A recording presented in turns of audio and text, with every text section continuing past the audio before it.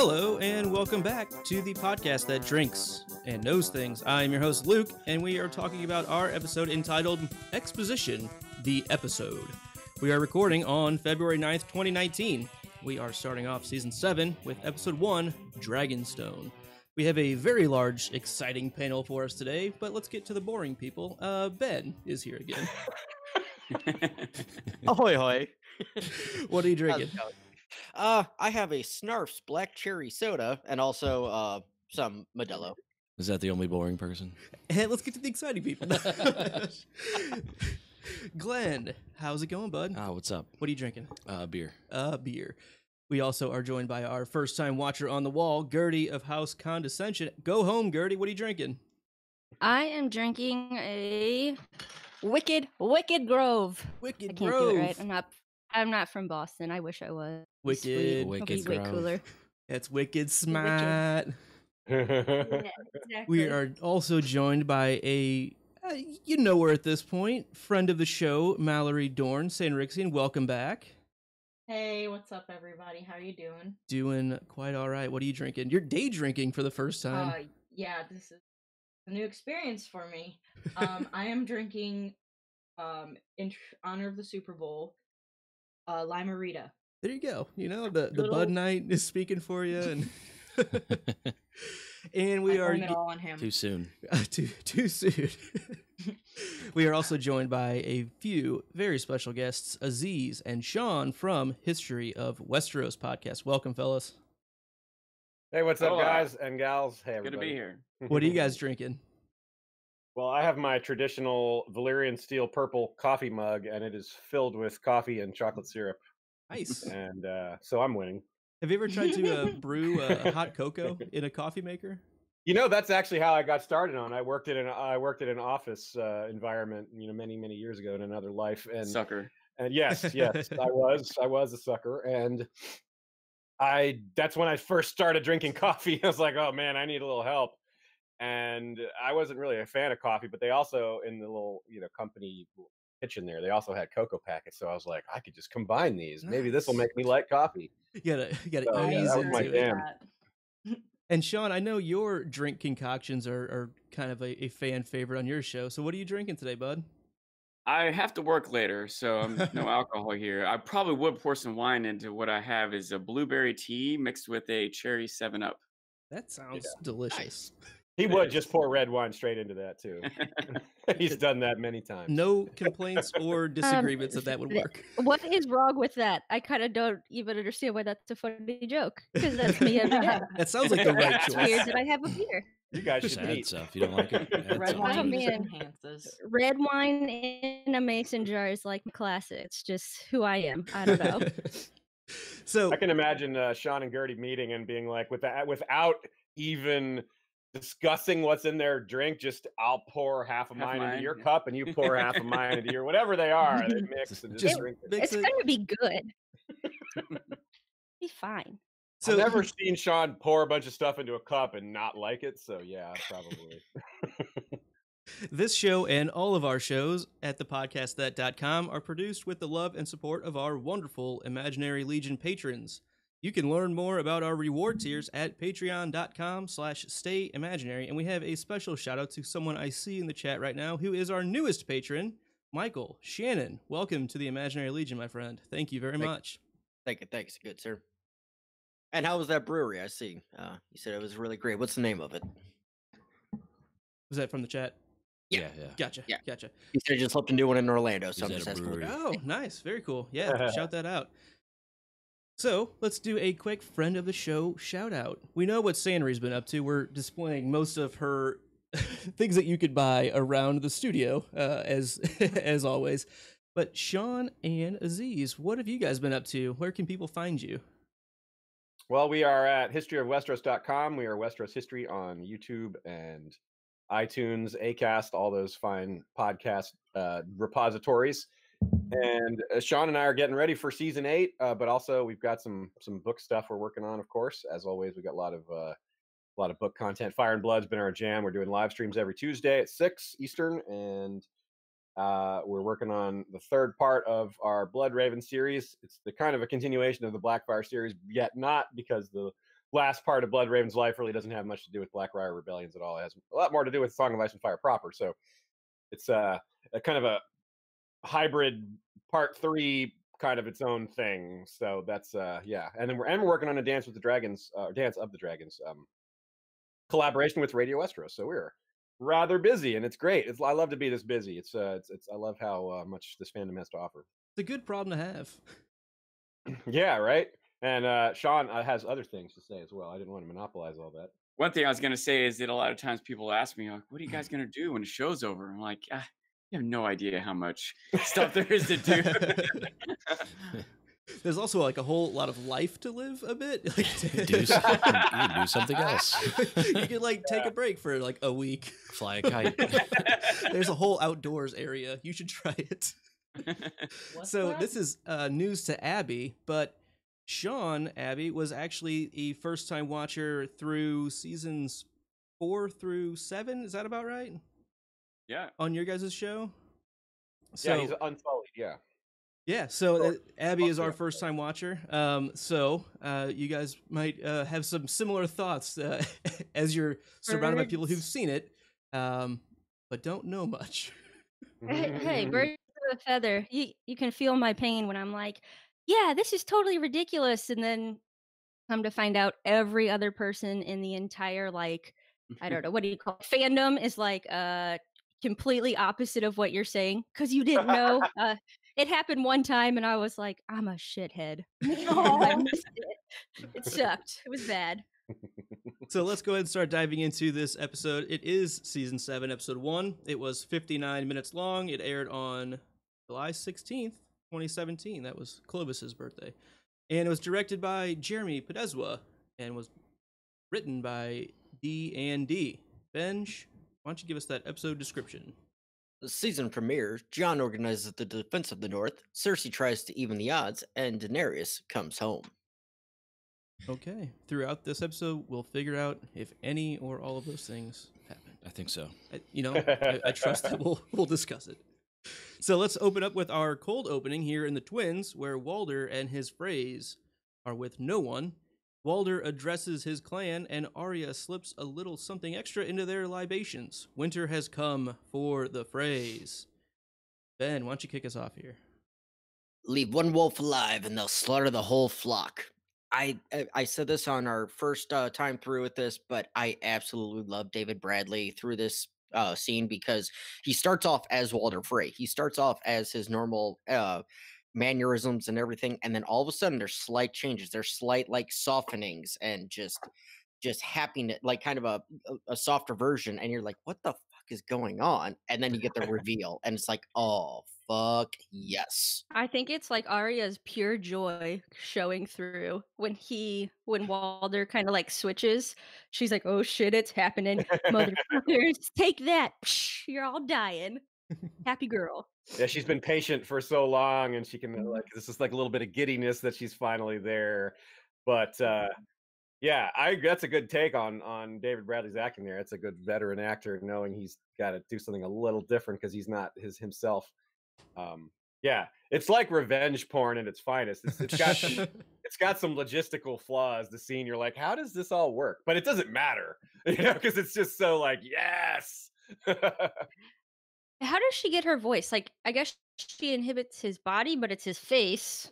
And does her voice box? I don't know. Who knows? Yeah, use accents, I think. Get made because it doesn't really make a lot of sense. Easiest answer, it's magic.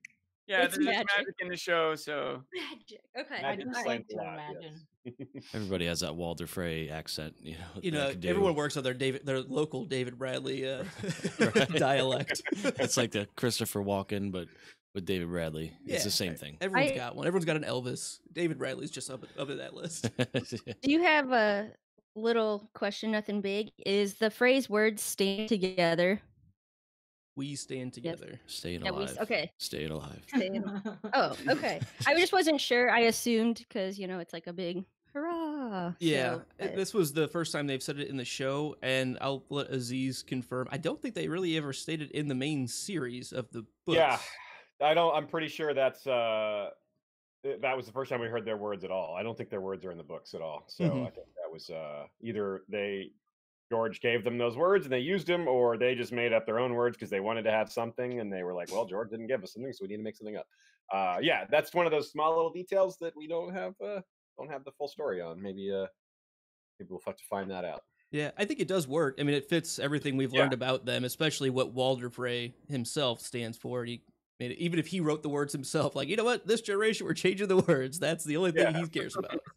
It's true. Like, it's fair to say that's his maybe one redeeming quality, is very much loyal to his family. It's something that even his kids don't have. I just want to make sure I'm not the only one that sees the symbolism of the twins standing together. You know what I mean? That's a very good point on that too. Mm-hmm. So, Sean, your first time through, did you realize it was Arya? No, I picked up on it before the actual reveal, but I don't know. I don't remember quite how quickly. But my first instinct, it was some sort of flashback. That's what I thought was happening. Is we're seeing something that happened years ago. There's going to be some detail, someone in the audience there that's going to come into play somewhere else. But I was definitely a little perplexed for a moment. When you start to realize, no, this is post, so. Yeah, and I think that kind of goes back to what Ben was saying of it. It's kind of attributed to David Bradley's acting skills of acting like Walder Frey and then acting like Walder Frey as Arya acting like Walder Frey, and it kind of slowly morphs into the face reveal, and it's just really, really well done.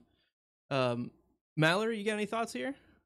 Yeah, I really like how Arya is like. I just imagine her being super small, like the smallest Walder Frey. Like that's the way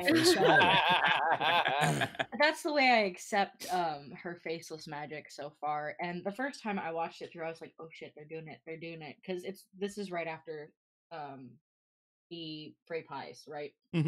Yep, that's the one of the final scenes of season 6. Yeah, I thought so. And I was like, oh god, she's the Lord of the Twins now. So I really hope that it goes similar to this in the books, because I think it would just be incredible if she gets to get Walder Frey and avenge the Red Wedding.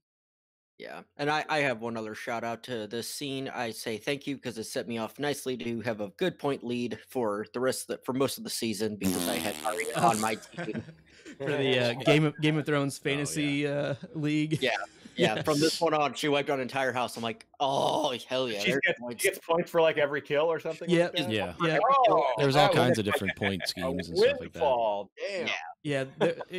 I'm hoping they do it again for season 8, and we get to do it again and show predictions on that. But like one of the categories was most kills, and there was also chickens eaten, butts shown. There was a lot of really funny ones. Wine? Yeah, how many glasses of wine through the season? Right. Yeah. It's like you got to pick on what minute the first kill was going to be. Oh yeah. It's like, it might be 40 minutes in. Nope, it was like 10 seconds. Yeah. No, it was pretty cool. Hopefully they'll do it again and get more people this time. Yeah, absolutely. GOT Fantasy is the app, I believe. Oh, that's cool. I vaguely remember talking about this back when the season was new, but how many different seasons have a cold open? I think we talked about there's like one a season, 3. but it wasn't only 3 episodes. For the premieres. For the premieres, yeah, because I know there's a few others, like the episode with Sandor's return. Yeah, Broken Man, Two Swords. But for premieres of a season, I know season 1, episode 1 is, and this one is. I think that might be it, unless 6 opened with Maggie the Frog. I was gonna say either 5 or 6 opened with Maggie the Frog. Yeah, that would have been 6. I think. Yeah, maybe it would have been 5. Yeah, I don't know. No, well, whatever. It was definitely cold open. Yeah, I believe those are the only ones though. Yeah. Okay. Cool. The chat will point us straight.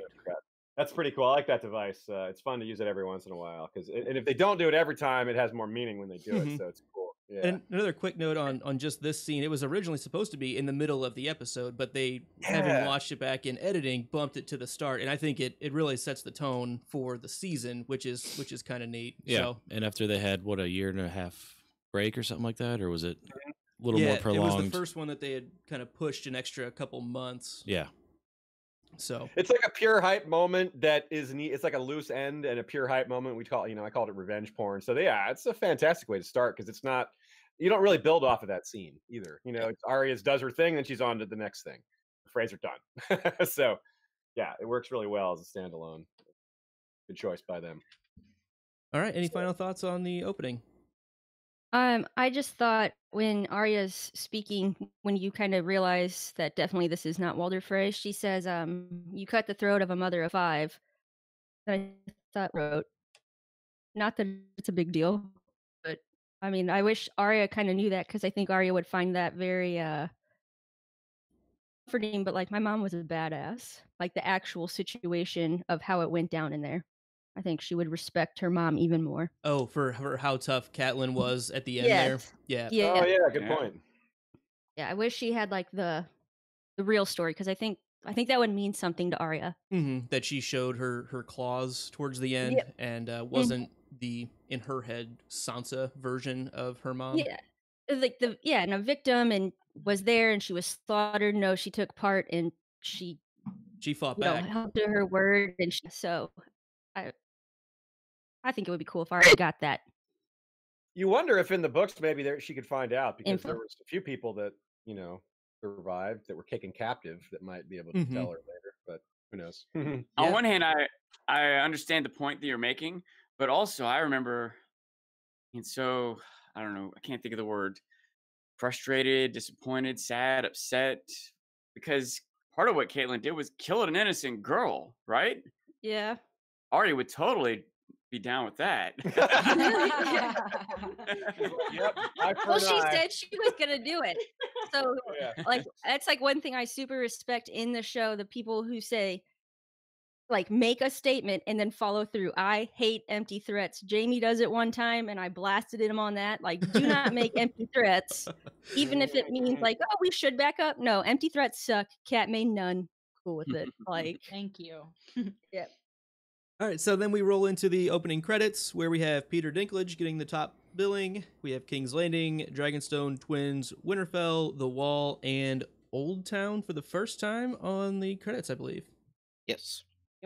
So, fellas, Aziz and Sean, what are your guys' overall thoughts on the opening screen? The visuals, the music? Do you still get excited every time you hear it, or are you tired of it by now? I still watch it every time. Yeah. I love it. Yeah, the music. Okay, so I remember this is kind of a little emotional thing for me. I of course read the books back in 2001, so I was aware of the whole process of maybe there's going to be a show, who's getting casted, all that, etc. So when the first episode came, it was really, really built up for me. Mhm. And when I heard that music, I saw that opening intro, I did tear up a little. I was like, oh wow, this is good. Because I was just so invested. I was just like so anxious that it wasn't going to be good, that they were going to mess it up. And I was really just, sitting there waiting for the first episode. That first scene had been really good because, of course, you had the cold open with the wall scene, and that was very solid. And then, so I was just really, I was just on the edge of my seat, wondering if it was going to be any good or not. And HBO doesn't usually do bad shows. There's a lot of optimism, but you never know for sure. It's such a difficult thing to adapt. And so I love it. I like always just gives me the little bit of feels just remembering like this is what kicked it all off. And I'm a sucker for good music anyway. And I've never heard anyone say that music Game of Thrones isn't amazing. So yeah, I think that's a pretty consistent. The music has always been good from day one, and it's only gotten better really and more influential on the show itself. They use it as a narration style thing. You get certain themes and motifs coming through, and you kind of get a feeling of where this is going. You hear Rains of Castamere, and you're like, oh shit, this is not going to be good. Like, it's just, you know. And it has that effect over time, right? Like you said, the Rains of Castamere, like you hear those first few notes, it's like, oh, it sets a mood. It's hard to do that in season 1, right? Because you haven't had time to like get used to these songs and understand what they mean. Associated with anything. Yeah, exactly. Right, The associations aren't there. But the theme song is just always, that was there. But that's a good point about it getting better over time too. That's really true. When I started watching along with the guys here, I literally had never seen anything, and every single time something would come on, like music, they'd be like, "Oh, the Stark theme song." At one time, it was hard for me to hear anything. The Rains of Castamere was the first song that I could like pick up, even when it wasn't blatant. And to your point, way back when, right after the Red Wedding, I was at Walmart, and some guy was like whistling it. And it was like the day after I watched the Red Wedding, And I remember just Going like, down. well, he was in the Run. dog food aisle, and I remember just giving him the dirtiest look in the entire world. Like, how dare you, you scumbag? But yeah, so even in Walmart, it like pumps through your heart. My heart, I was like, that asshole. How dare he? So Is on Abby's official first day of not being a sweet summer child, she almost just goes kill somebody in Walmart over. I really did. over it. And picking out dog food, poor guy.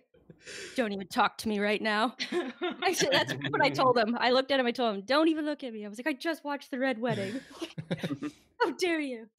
All right, so let's get to the Whites and their walkers. An army of ice is marching. So we have, the cold winds are rising. Oh, my note is wrong here. Sorry. Read it anyways. Abby, why don't you kick us off here? It was hard at first when like this scene is opening. Obviously, I know we're more than likely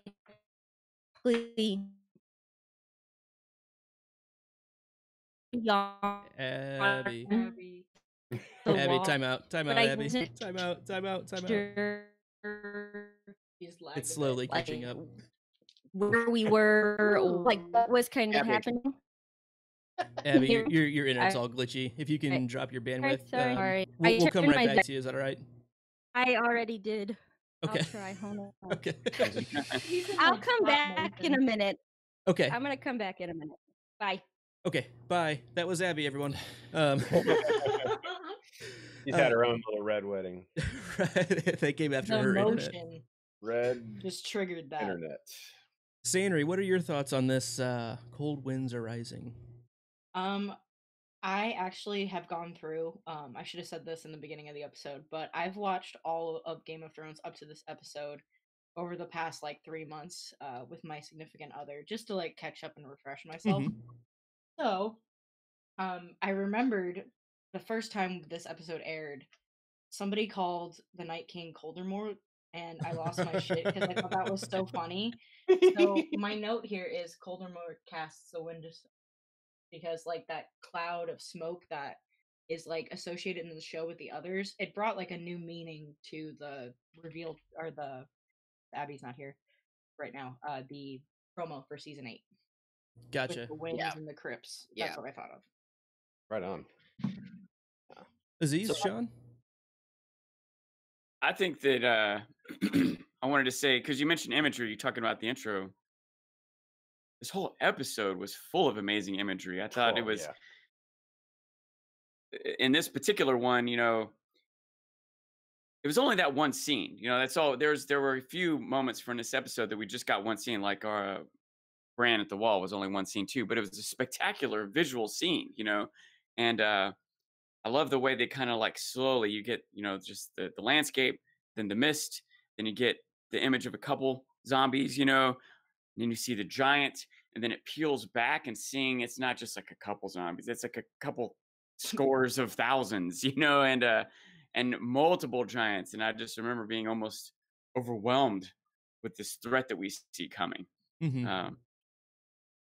I think I'm sure it took a lot to produce that scene. You know what I mean? I'm sure a lot of work went into that, getting that image and the CGI and all for it. All like all like computer stuff. Yeah. Yeah. But even though it only lasted like 1 minute, maybe, but it was still such Yeah, a probably. powerful moment and image, and it establishes tone. It reminds us of the threat, and it's well written to have that to come up with that and to present that to us. Yeah. Editing of this episode was good. My thoughts are very positive. I think too it's probably before they moved the Arya scene to the front, that would have been the first scene. So that could have, in its own way, it would have been a cold open. Literally cold open. Yeah. And I But, think it also no, would it's have really worked. cool. Just the way it builds up slowly. I don't really have anything different to say that Sean said other than I loved it. I think it's great way Yeah, to start. I think it really would have worked as a cold open. But it almost is maybe too similar to the season 1, so I could see why they would maybe push that back. Like that's another reason why they'd put Arya as the true cold open instead of this, because it's kind of like, oh well, they're doing the White Walkers leading it off again, and how many seasons have they ended with White Walkers? I mean, at least 2. To me, that's the real story, but I like that I mean, it was a good change, I think, at this point. And yeah, the visuals are pretty incredible, and it comes in all the way up on his eye, and yeah, really sells the whole thing. Glennie? Yeah, a blue-eyed giant, maybe Macumber.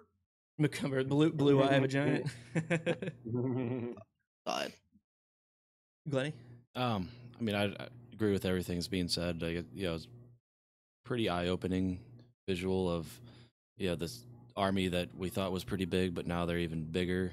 Mm-hmm. This is, the first time you see giants on their side, Right, it's kind of the fallout from Hardhome is what we're seeing here. This is the confirmation that, yes, not just those, but it's also more and more. And a handful of giants.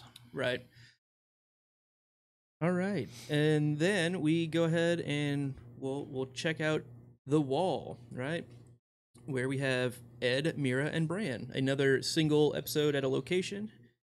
And Bran and Mira make it to the gate. Ed is convinced with just a bit of information. Glennie. Yeah, I like the part, the just a bit of information, because Ed's just like, well, how do I know that you're Bran Stark? He's like, well, I saw you here, here, and here. It's like, I just don't know how that's supposed to translate into him. I guess if anything, Bran's being a stalker.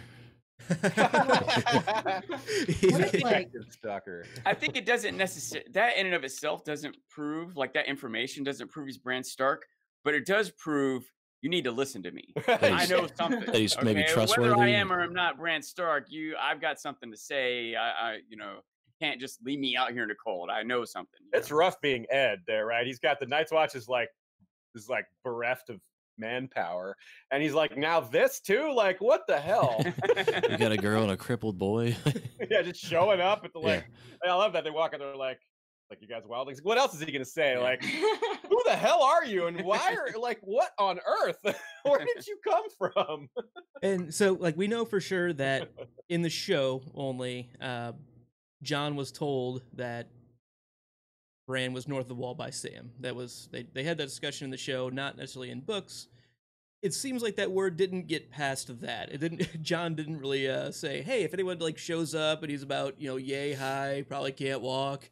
He's probably cool." Give a little insight, I guess. But yeah, no, I like that they meet him at the door, and it's good of them to question. That's literally what they're supposed to be doing. And this comes right on the coattails of that previous scene where you have the visions of the Night King and all, the army and stuff like that, and then boom, right to reality in this north of the wall wasteland right here. Mm-hmm.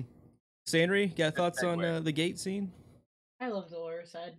He totally gets not enough credit. He's just really funny to me, and he, like Aziz was saying, he's always faced with these really tough decisions. And in the show, at least on my rewatch, I noticed that he just kind of shows up out of nowhere and just starts helping Jon. Good dude. And Good also dude. Mira's awesome. Oh yeah, we Abby's initial takes on this. She was going on about Mira for quite a while. Sean, you were jumping in to say there something a second ago. No, shoot, I don't remember. Oh, well, just that it was a good segue from. We see this vision of the zombies, and then we see Bran with his eyes glossed over. I sort of took that we're seeing what Bran's seeing, this vision of this army coming. That's what Bran is seeing, Yeah, I think you're right. I agree. It's a strong transition. It was like, what would he be looking at? It's like, oh, well, probably what we were just seeing, and then we see him snap to. So essentially, we were with Bran the whole time. And I think through this episode, they did a really good job. The order that they place things and the moments they choose to cut and the image we see on the screen each time. Just think about the conversation with Jaime and Cersei later on, and then cut to you're on ships. There's lots of examples of that in this whole series, but I think this episode in particular. Yeah, strong cut scenes, transitions.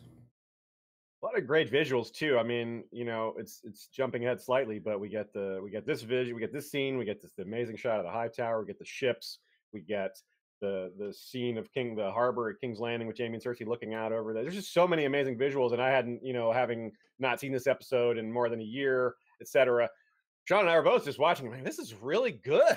We just had, it's just And the fact that Dave and Dan wrote it, they get criticized a lot. This is, this one's in the pro column for them, no question. If you want to pick a pro con list, season's episode 1, as far as the writing goes, it's great. To add to that list of visuals is Dragonstone, which we'll get to as well. Yeah. Oh man, yeah, that's beautiful. Yeah, the dragons flying around. Yeah, it's so good. So, any final thoughts on everything north of the wall for this episode? Strong. Oh yeah. Speaking of visuals, we get in this scene with Bran and Mira getting at the wall. It's basically the same shot as the first scene of the whole show, minus them coming out of the tunnel. Like you see them in the tunnel 1st, and then then they have that big wide shot of them coming out, and it's that same angle. Yeah. From like kind of looking from the right or whatever down. Yeah. So that's always to call back to the first scene. So hey, we get to use the same set again. Yeah, right. I was thinking the same thing. I wonder how. We get to use the bigature. Back to square one. All right, so let's go ahead and head on to Winterfell. Take a Jojen train, and we have Jon, Sansa, Davos, Lyanna, Royce, Microfinger, Glover, Tormund, Brienne, Ned Umber, and Alice Karstark. Jon asks the Free Folk to help man the wall in its defense. Sansa balks at his decision to allow the Karstark and Umber clan to remain in their homes.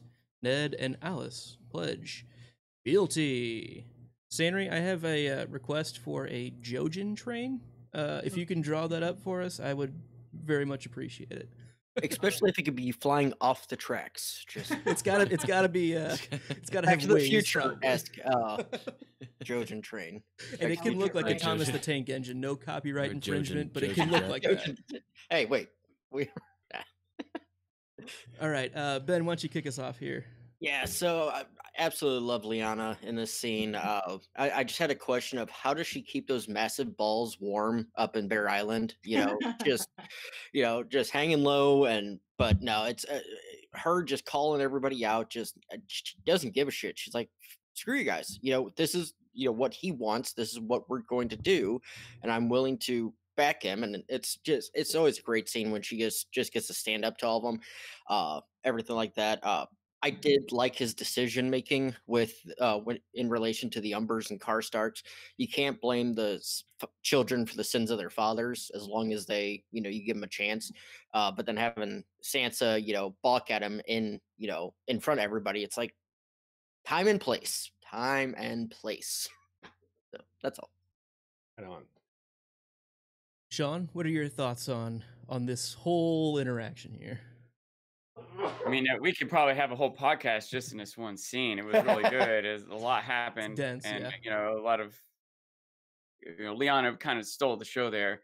But I will say, and I remember talking about this a lot when the episode first came out, the conflict, butting of heads between Jon and Sansa. That what I kind of remember, I don't know, resolving, like kind of deciding at the end of it, because a lot of people were kind of defending Sansa there, that maybe she was justified in calling Jon out. Especially if you keep in mind it's not exactly what this is. This wasn't exactly like a council meeting, but it wasn't like she's the only one that raised an issue. You know what I mean? Lots of people in the audience had something to say about Jon's decrees here. And on one hand, maybe you want or expect or need Sansa to support Jon. But on the other hand, why doesn't Jon prep her first? Why didn't he tell her ahead of time? Hey, these are the things I'm going to go over in a meeting. Do you have any thoughts for me? Like he just kind of went out there and just announced all these decisions without asking or giving any advice or preparation to anyone. So maybe this isn't the time or place for Sansa to bring up these issues, but when is? He didn't give her the chance. Right. The time and place is beforehand, and he didn't give her that chance. So I think it is fair. Yeah. Maybe she could have been a little more tactful about it, Yes, I agree. I think she should have been more tactful, but she was basically in the right. Like she didn't have to sit there with the aggrieved face afterwards, looking kind of petulant, because that's the one thing. She's that's the only thing I criticize her on. Other than that, I think she was pretty much all in the right. Maybe not with give the castles to other lords. That part, I think Jon might have been right about that, but that's a side point. But she wasn't wrong to bring it up. Even if she turns out to be wrong in that opinion, it doesn't mean she shouldn't bring it up. Now, I again, or to whatever extent she shouldn't bring it up. that is the same extent to which John should have let her know ahead of time. Yes. Does that make sense? See, Cersei also, like she said, she learned a lot from Cersei, and she's right, and that's part of why John should listen to her, because John has been out there learning a lot, but it's not politics. He mostly hasn't been learning about politics. Yes. And Sansa has, but Sansa kind of slightly contradicted herself by saying, she's like, maybe you should listen to me, and she says, would that be so bad if you listen to me? And she's totally right. However, Cersei would not argue with Tywin in front of everybody. Cersei would not argue with Jaime in front of everybody. She would argue with him behind the scenes. So that's something that's a lesson she maybe did miss that she could have learned from Cersei. But Tywin also wouldn't do what John did, which is just walk out and tell everyone what he wants. Yes, he would get everyone's opinions ahead of time. Yeah, and we see it. We don't get a Tywin perspective, but we see, for example, Tyrion. Think of how much thought and preparation Tyrion put into things before he went out and announced his decision. Yes, he's enlisting spies. He's he's gathering information from Varys. Exactly. John just goes out and just makes all these brash announcements without thinking about anyone else's opinions, without thinking about any other options. And so when he does this, guess what? He's going to get challenged. Yeah. John seems to have the attitude, it's like, okay, this is my responsibility. I have to do this. He doesn't realize, maybe he doesn't quite realize that, well, you can still get advice and talk to other people. You're not completely on your own here, buddy. You're in charge, but you still get to get advice. And even if he's completely right about everything, he still needs to be prepared to address these objections that people are going to have. That's part of leading. And he wasn't really ready for that. Does that make sense? And he would have been ready if he told Sansa first, Sansa, this is what I'm going to say. And she would have said, well, these are going to be problems. And he would have argued with her. And she could have said, look, even if I'm wrong and you're right, other people are going to be upset too. You need to be ready. And he would have been more ready. And there wouldn't have been this confrontation publicly, so. Yeah, people like to be heard, right? Even if you disagree with them or deny their request, if you never even get to make the request in the first place, that's just, you're going to feel, you're going to end up having a coup and getting stabbed 30 times in the chest. Glenn, what are your thoughts on this interaction here? Right. So at one point, John kind of commands Tormund that you guys go take Eastwatch by the Sea or whatever. And I think Tormund, it's probably not the best job, but I think it's a good job for the free folk, because there's now we have a job to do or whatever. We're important. And it's kind of a slap in the face of some of these other people that would kind of just depose of that. So I thought that was pretty cool. You thought it was good of John to do that, or for Tormund to stand up and kind of rub it in their faces a bit? Kind of both, I think. I think that's a good point, because, and as we've seen multiple times, these are just normal people that were on the wrong side of the wall when it went up, and they've been. There have been atrocities on both sides of the wall, but at the same time, you have to work together now. And the Hodor trade is coming. The Jojen trade is coming along. Holy cow.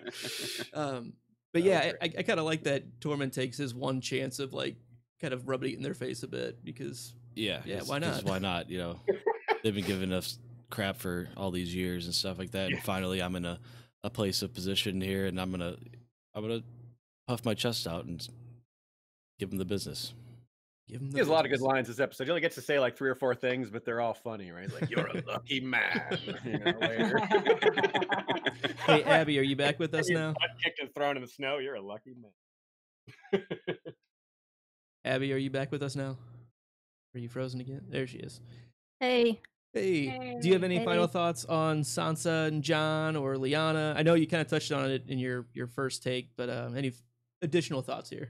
So, I was in contrast to you guys about feeling what Sansa did there, and I get that Jon should be questioned, but I didn't like that it was so publicly, because I feel like a unified front, and I won't go more into this because I did earlier, but a unified front is always stronger. I wish she would have done it in private. I think that's part of being a leader, is knowing when to approach these things and in front of your, I don't want to call them lessers, but the people you're in charge of. I don't feel like that's the time or place to do it. Not that she was wrong with what she had to say. To Glenn's point, Tormund, he's the man. I loved that dig. I thought it was hilarious. And we'll get into Dragonglass in a little bit, but everyone 10 to 60 and the girls too. I felt like that was so huge that it wasn't Lyanna Mormont, or it wasn't Brienne being well, what about the girls? Jon gives it as his, this is the game plan all along, which I thought was really, really awesome. And I love Leanna's line about, and I don't need your approval to defend this. Like, it's not yours to give. So I like that. To get to your first point, Sean led us off with basically a very similar thought to what you had of it. This is a discussion that probably should have happened beforehand. It's kind of John's fault. Sean and Aziz kind of both brought up, it's like, this should have been something that John gave her a heads up on. Like, at least here's the meeting minutes of what's going to happen. Do you have any notes? Yeah, absolutely. So that is it's John's definitely complete his fault there. for not including her, at least at all. And this is, if he's going to make a declaration like this is the only time that she has a chance to say something. I mean, he's literally making a decision right now as king. It makes him look weak to go back on that later on. So there is I want to point out. Oh, sorry, go ahead. Well, I was just going to say there was no war council. There was no meeting of the beforehand. He just decided it all. And even though we feel like this is a mistake on John's part, and it's frustrating how it plays out with Sansa, the fact is, I appreciate because it was true to John's character. We see John do this over and over again. He internally looks for a course of action, and when he comes to it, he just does it. He just goes out and tells everyone we're doing this, and he does it. He doesn't seek advice. He doesn't draw out plans. He doesn't address other people's concerns. And so we want to give him credit for being bold and being, I don't know how to say this, righteous. He's like trying to do the right thing, but he's willing to lead as far as like pull a sword out and run into battle, but he's not good at leading. He's not good at explaining to people his reasons for things. He's not good at winning them over.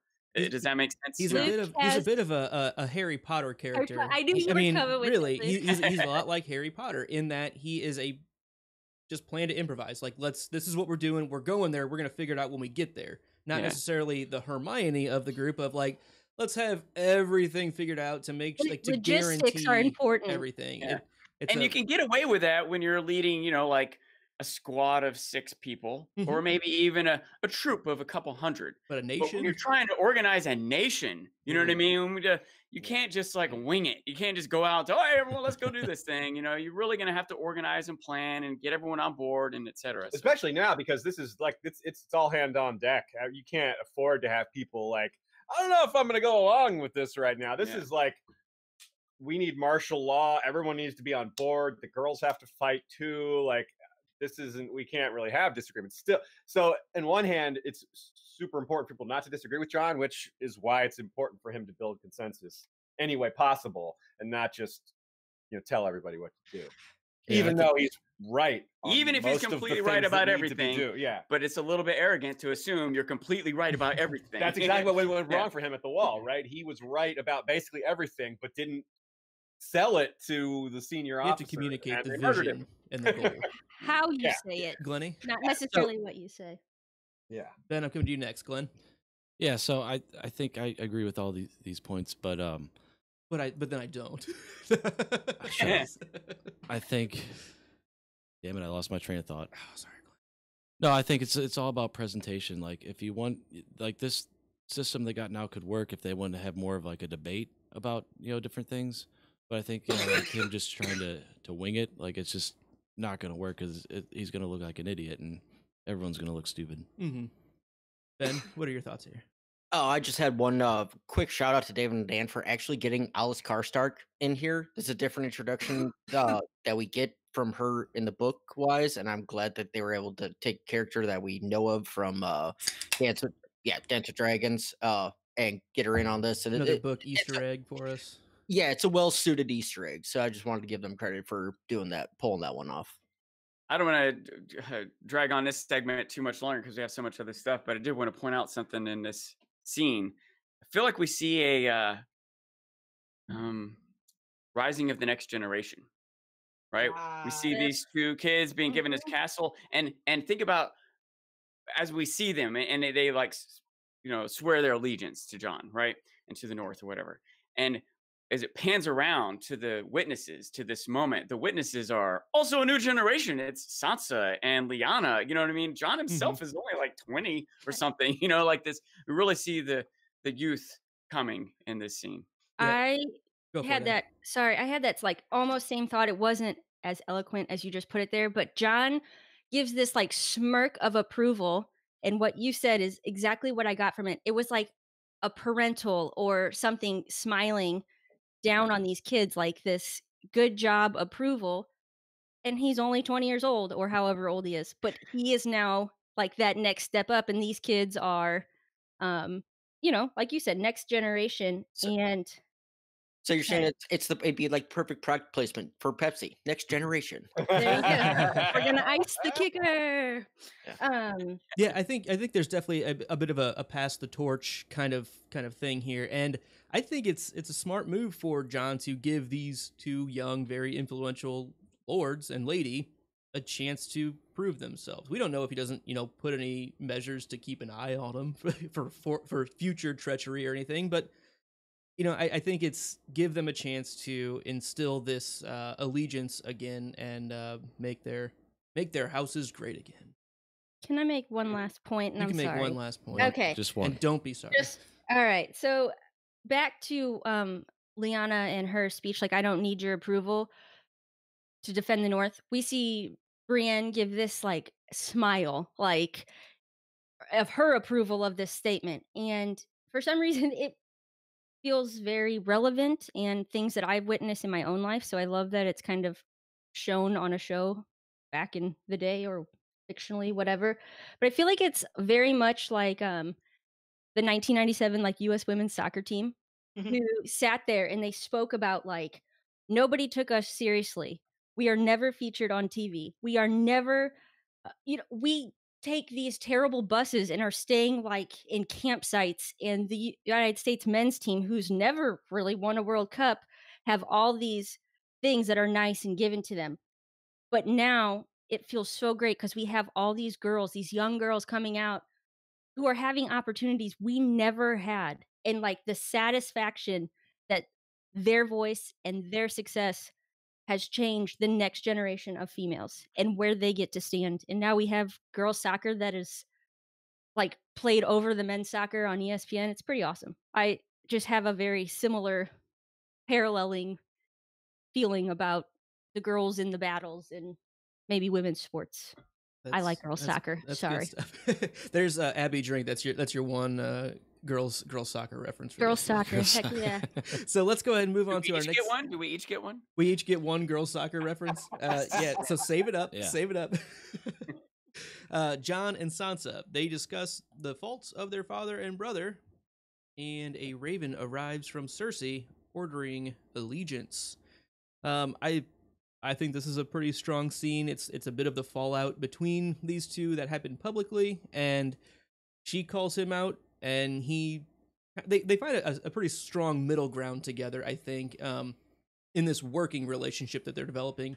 We know that their childhoods weren't peaches and cream for each other, right? They didn't overly feel brotherly, sibling love for each other, and since they've been back together, I think that's developed, but now they're coming into a really large empowered position together, and there's a lot of things they need to figure out. Jon's done this by himself before, not this exactly, but he's been put in leadership positions before, and he had to learn how to kill the boy, which in his mind he took it as isolate yourself and just go forward and make things happen.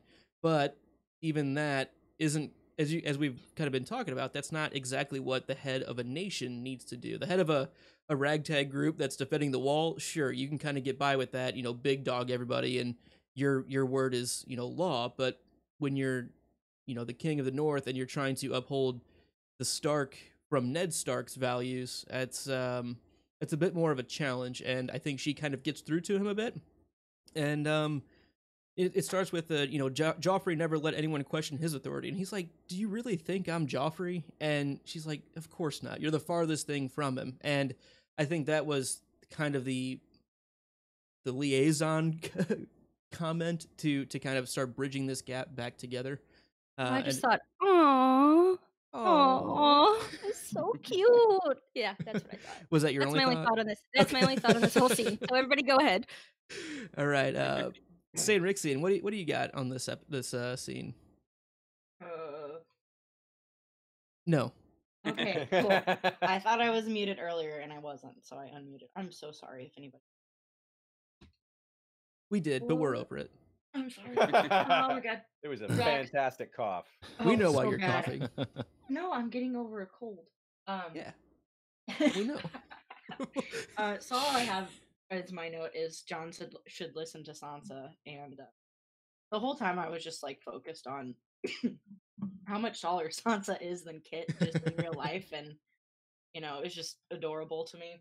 But I was just really happy to see them interacting, and she was just like kind of calling him out, and like Aziz and Sean said earlier, everything that everybody was saying was valid, like how she shouldn't have done that in public and whatnot, and I think that was, at least they talked about it, I guess. Mm-hmm. That's what I'm getting at.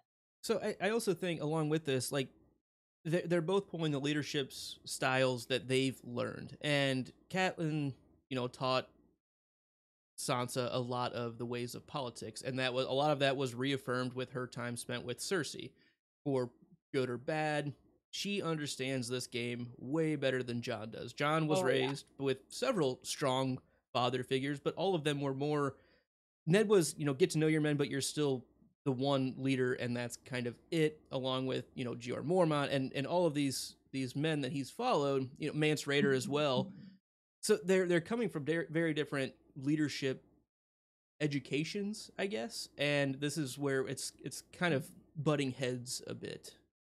Well, if you think about it, like all the people you just listed as Jon's like mentors are all like really stubborn, hard-headed people, and they rule one way. And Sansa has the knowledge of the freaking Game of Thrones, man.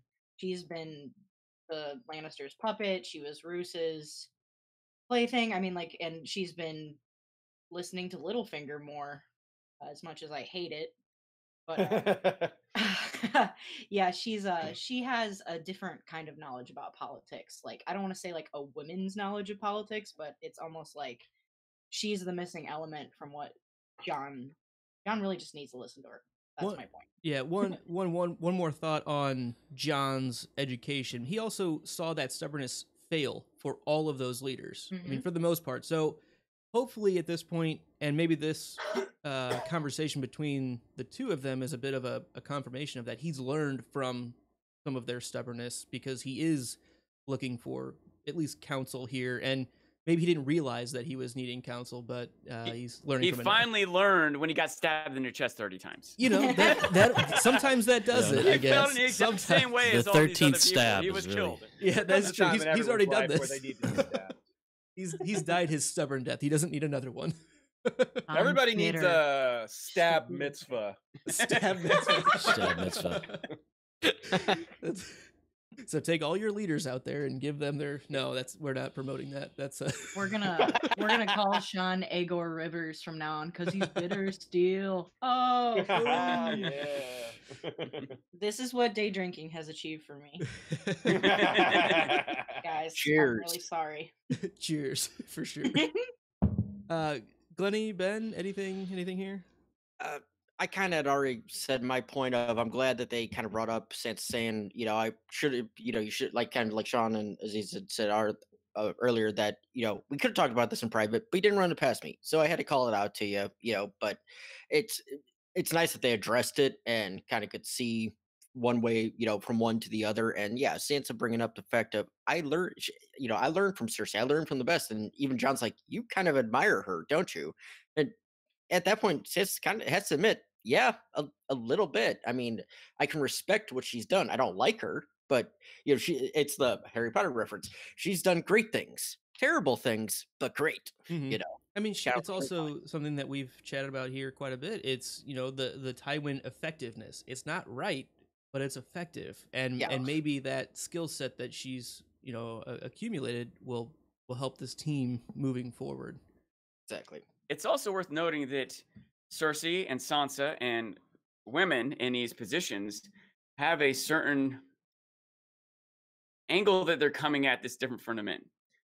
Jon gets to run around with his sword, win a battle, and then come back and say, hey, everyone, I'm a great leader, so this is my political decision.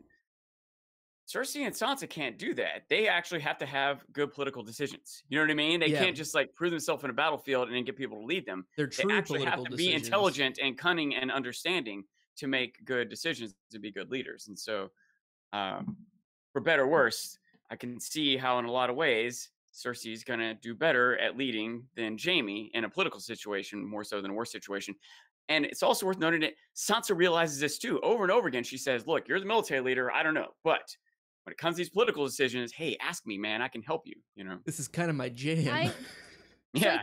Often, so I love like your point right there, but I think we can group Tyrion. I don't want to be like, it's like at school where like the girls and Tyrion aren't in trouble. You know, the boys, you guys all need to go outside. Girls and Tyrion, you get a popcorn party, okay? Because you're like a girl.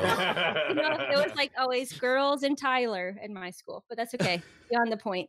Tyler's a good kid. He's a good kid. You know what I'm talking about? You didn't hang out with the boys, it was usually right? Abby and the boys. You need to go outside. It was Mallory and the boys. Yeah, always. Yeah, I was always in trouble. It was bad. Troublemakers. I never got those cat cards. Cool cats. Fuck. But my point here was I also think we give a lot of props to Cersei teaching Sansa, which she has, and I think we give props to Microfinger teaching Sansa. But I think she learned from Tyrion too. Like the kindness that Tyrion shows her. And, you know, there's a couple times when he's like, oh, Sansa, you might survive us after all, or we're going to do this. Or she starts recognizing the gameplay. And so I wonder what it's going to be like if they ever meet again. That's all. Does he say that in the show, or is that only from the Telltale game? He says it in the show. He says it. I was mostly teasing, but yeah. All right, so let's run along to Brienne, Pod, Tormund, Sansa, and Microfinger to wrap up Winterfell. Brienne trains with Pod in the yard as Tormund watches lovingly, and Microfinger just wants his little bird to be happy. Glenn, are you a happy bird? No. Okay, can you tell us your thoughts on this then? Yeah, so basically, I think the funny part of this scene was when Littlefinger's just like, what can I give you that you don't already have at the moment? A little peace and quiet would be nice. You can see Sansa like wants to kind of shove him aside, but at this point she can't completely shit on him because of what the Vale did and stuff like that for the Battle of the Bastards. So like at this moment, like she's gotta she can push a little bit, but not push too hard. I think she needs to shove him literally to just arm's length, but no further. Right, and then you see like Brienne come in like wanting to be like, hey, you need to fucking tell him to fuck off. She's like, well, I can't. I mean, I'd like to, but I have that little dangly kitty cat bait for him, and I know how to use it at this point. Sure. Aziz, if we could make him fuck off and leave his several thousand soldiers, then sure. Yeah. But yeah, that's the problem. Yeah, no, he was so creepy in this scene. I was just reminded of who says that? Who comes up and says, all I care about is your happiness. Like, what? You guys aren't a thing? You're not an item? Like, who says that to someone they're not like intimate with? Like, no, you don't, bro. You don't sit like no one says that without having a serious ulterior motive. And that's just very unsavvy of him to be so blatant, And she's just like, dude, you are gross. And I am not shy about telling you that. So yeah, I'm glad she speaks to him that way, because she could have spoken to him a lot harsher and it would have still been well with it less than he deserved. So yeah, go Sansa. I wonder where Robin Aaron is still. Like, where the fuck is that kid at? Because could we just get him to Winterfell and then we can just nix Microfinger and nothing was lost? We can control like we'll just yeah, we've called him Microfinger since our very first. Can we go to Nanofinger? I cannot call him anything else. It's just in my head. It's like just comes out. But what's even littler than like I don't understand. Like Sansa is so smart. I wish she would just get. I really want her. Like prediction number 1, so we don't have to do it. I want Sansa to get Aaron or Robert. Yeah, Robin Aaron. Robin. His name really is Robert. Yes. Okay. To the Vale, marry him, so she can cut out Microfinger, and then she kills Robin, and then she's in control of all of the Knights of the Vale, and we don't have to worry about these douchebags. Prediction number 1. It's a There you go. strong prediction. King Like, slayers, it's kin a good slayers, choice. douchebag slayers. Yeah, Marry I like them and douchebag kill them. slayers. Marry them and kill them. This is good. Very Cersei of her. Womp womp. Ben, any thoughts on the Tormund portion of this scene? Tormund and Brienne. It's just so cute. It's just I absolutely I know a lot of people shit on it about they're just playing up for comedy. Yes, that's why it's fucking hilarious. This is so funny. He's just enamored with her, and Jim calling out the pod of just, oh, you're a lucky man. And she's like, we fight every night, like he trains every night. And he's like, oh yes, oh, I could fight with you all night long. I can train every night. I absolutely love this one. It's because it's that levity that the show needs every once in a while that it just makes it that much better. And Sansa did have the line of the episode. I feel that she's used it before. It just feels very familiar, but no need to seize the last word, Lord Baelish. I'll assume it's something clever.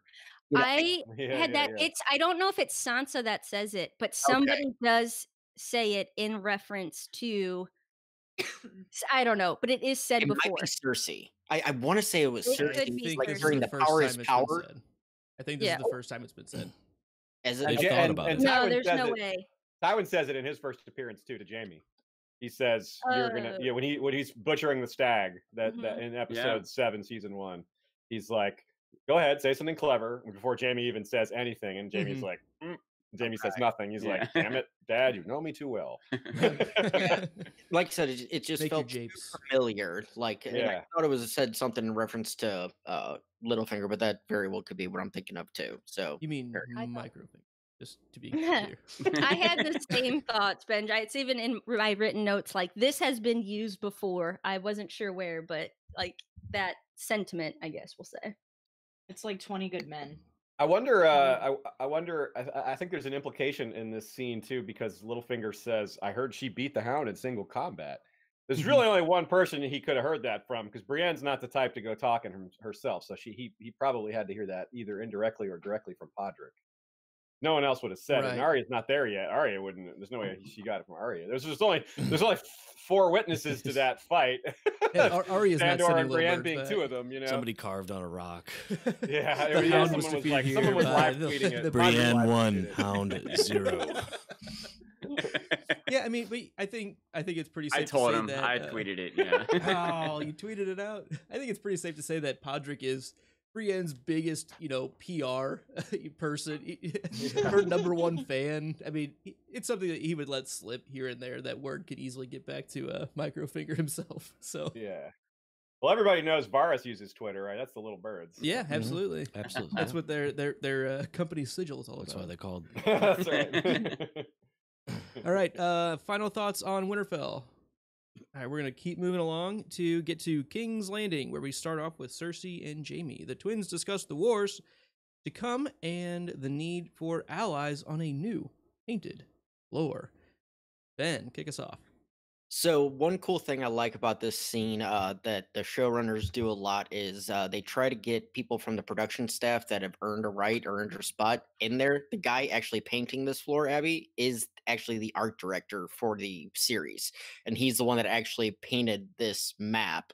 And so, that guy, he's focused on nothing that was said the first 2 times that I watched it, because I'm like, it's so beautiful. Like it's. Yeah. So it's I learned that on after our first time watch through and everything. Went back and found that out. I'm like, I like when they do that. They'll bring, because I believe Rami was one of the players during the Red Wedding. I think that was his cameo. The sword maker did the 2 swords. Okay. Yeah.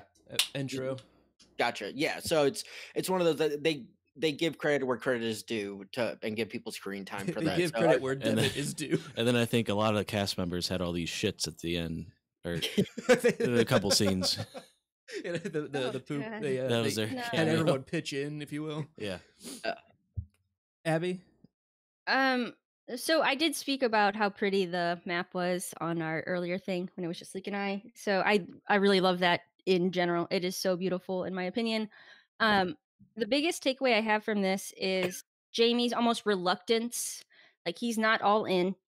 He's not saying no, but he's not all in, and the thought of allies like Cersei, we have no allies. How do you win without allies? Oh, you got the Greyjoys. Oh, good. How are they any better? And These are good allies? right, Like, I'm slightly confused. And the digs that are written in or given throughout all the I don't mean new digs. I mean like digs at people personally. So you got the point though. yeah, I did.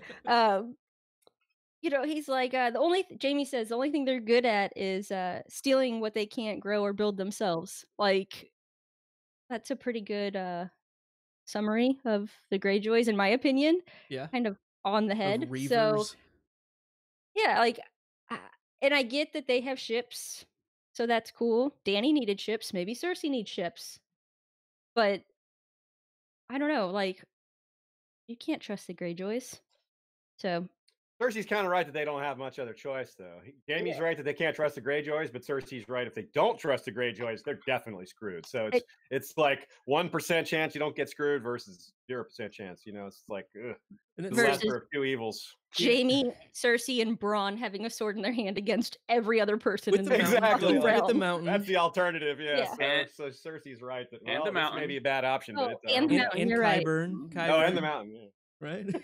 Right. Sean, what are your thoughts on the twins here?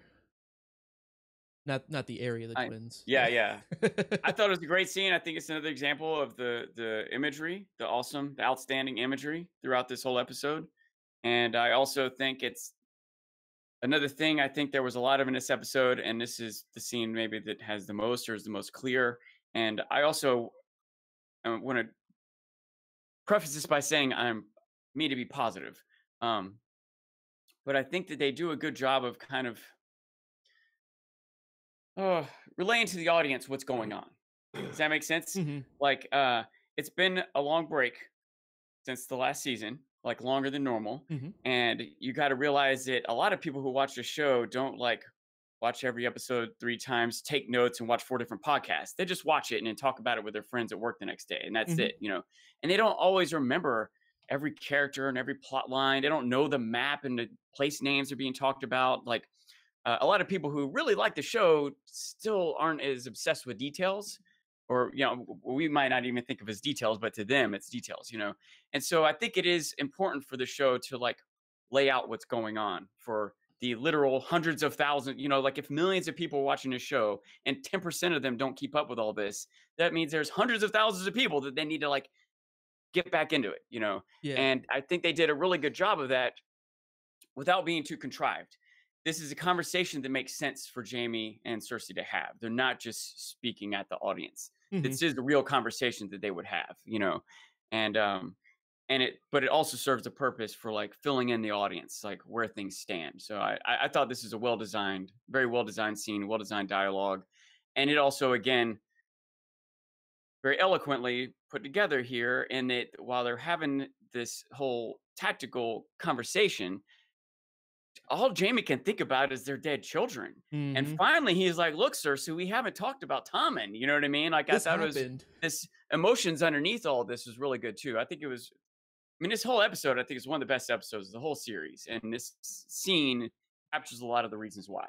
Yeah, speaking to the the numbers you threw out there, if 10% don't keep up with it in the off season, I think it almost could be flipped. Maybe 90% doesn't. And just think of how many people that really is. I mean, we are clearly in that 10% or whatever that percent, avid rewatchers can't shut the hell up about it group. And like we're going to know these things, but I think they do a good job of finding that balance to our chagrin at times. There are times where it's like, okay, well, this is clearly just for show watchers or whatever, but I think they do a pretty good job of striking a strong balance to keep both sides of that coin, happy and in the story interesting and narratively makes sense along with itself. But I really love your point of the whole underlying thing in Jamie's head is we haven't talked about Tommen. And Cersei replies with, he betrayed me. It's like, whoa, like, wait a second.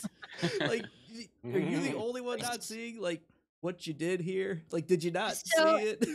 When she says, like, and I think that I've learned that it's actually from the books, Jaime says the line about we're the only two people. The minute that she says that in the show, she says, you know, we're the only two people in the world. I was like, well, there you go, Tommen. See you later. Like, I didn't think she was going. I thought she was going to kill him, like that, or that they were going to put him somewhere to just go away. So it doesn't necessarily surprise me. I feel like Complete the prophecy. yeah, well, Take it in your and own I hands. feel like I've talked about before, like we see the demise of people once desperation sets in. And I feel like Cersei right here, we're desperate. She is making desperate moves. You know, when she burns up, this is just desperation. So I don't think things look good for Cersei from here on out. We'll I think see. it's also interesting that she picks the wine up exactly when the emotions get involved. Yeah, she's not like, coping, "Ah." not coping well, right? I mean, I Yeah, can what- drink let to me- it. I appreciate let me it, but drink. I think it was a smart show choice to make that was the point where she goes over and grabs it. Yeah. All right, we ready to move along to the Greyjoys getting here? We have Cersei, Jaime, Euron, and the Mountain, and a bunch of other people that no one knows or really cares about. So really quick, this is Mountain after the Bud Night. This is, I think, confirmed Mountain after Bud Night because his armor has changed. Just to confirm. This is the all black armor now. This now we are in. He moved to New Zealand the and All Blacks? joined the rugby team. Ooh. That's my fave. This is the goth season. Right, yeah. Euron answers the call for friends and only asks for a queen in return. Sean, I'm gonna start with you on this one here. And this is once again like every scene. I'm gonna, we watched The Life of Brian the other day, Monty Python, and like every scene, I'm like, oh yeah, this part. Oh yeah, this part. I felt the same way about this episode. Every scene that started is like, oh wow, yeah, I remember this is so awesome. This dialogue here with this like these jabs that Euron takes at Jaime.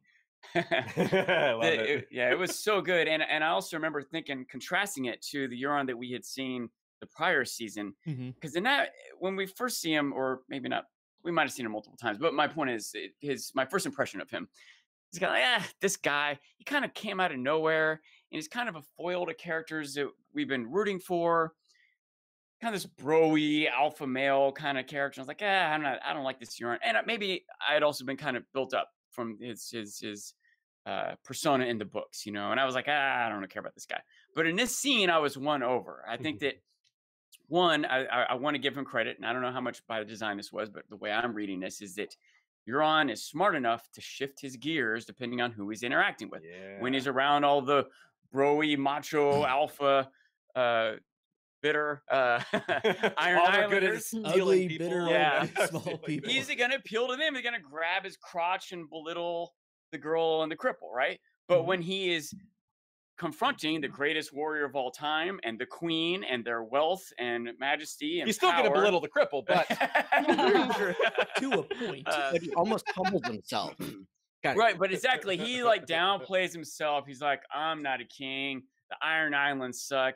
Jaime, you're a badass. You came in and killed my people. You know what I mean? He like he's playing to them. He's telling them what they want to hear, and I want to give him credit for like his ego doesn't get in the way of his intellect. Does that make sense? He knows the play he needs to make here, and he's not too proud of himself to present himself to them like, hey, here, I'm here for you. I'll bring you a gift. I'll play your game. You're the most beautiful woman in the world, And also, I have 1,000 ships and 2 good hands. Like it's like he was just hit after hit there. So yeah, I completely agree. He's a bit of an emotional chameleon, right? I mean, he fits in no matter where he's at and plays that to his own advantage. And the point that you were making about, the Jaime coming in and killing all the Greyjoys, that he was like, those people were your kin. And he was like, place was getting crowded. Like, It was like a dance. It was so beautiful. Like Addition by nicely subtraction.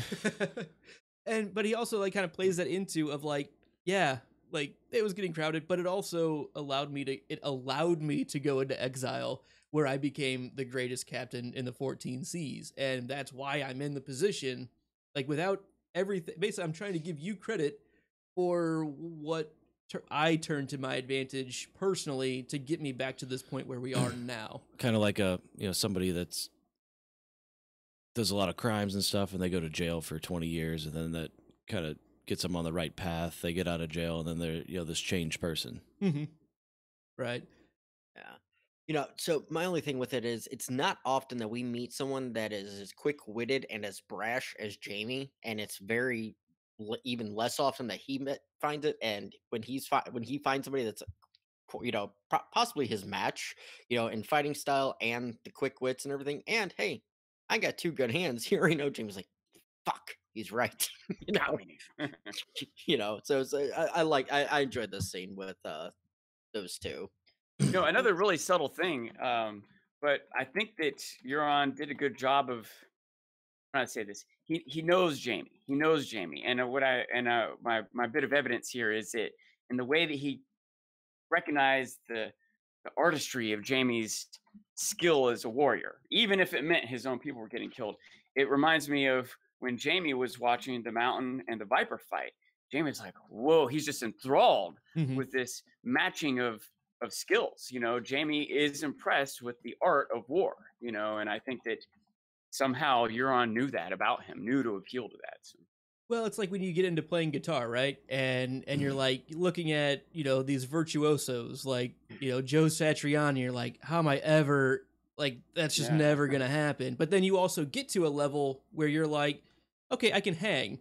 And then you still go and watch those guys, and you're like, now I'm picking up different things. I'm not saying that Jamie was below them or anything, but like once you're in that skill set, you're in that training mentality, you start picking up different things. So he's almost studying it and is intrigued because, yeah, it's exciting. It's what he does. It's what he knows, and he can appreciate it and respect it just for what it is.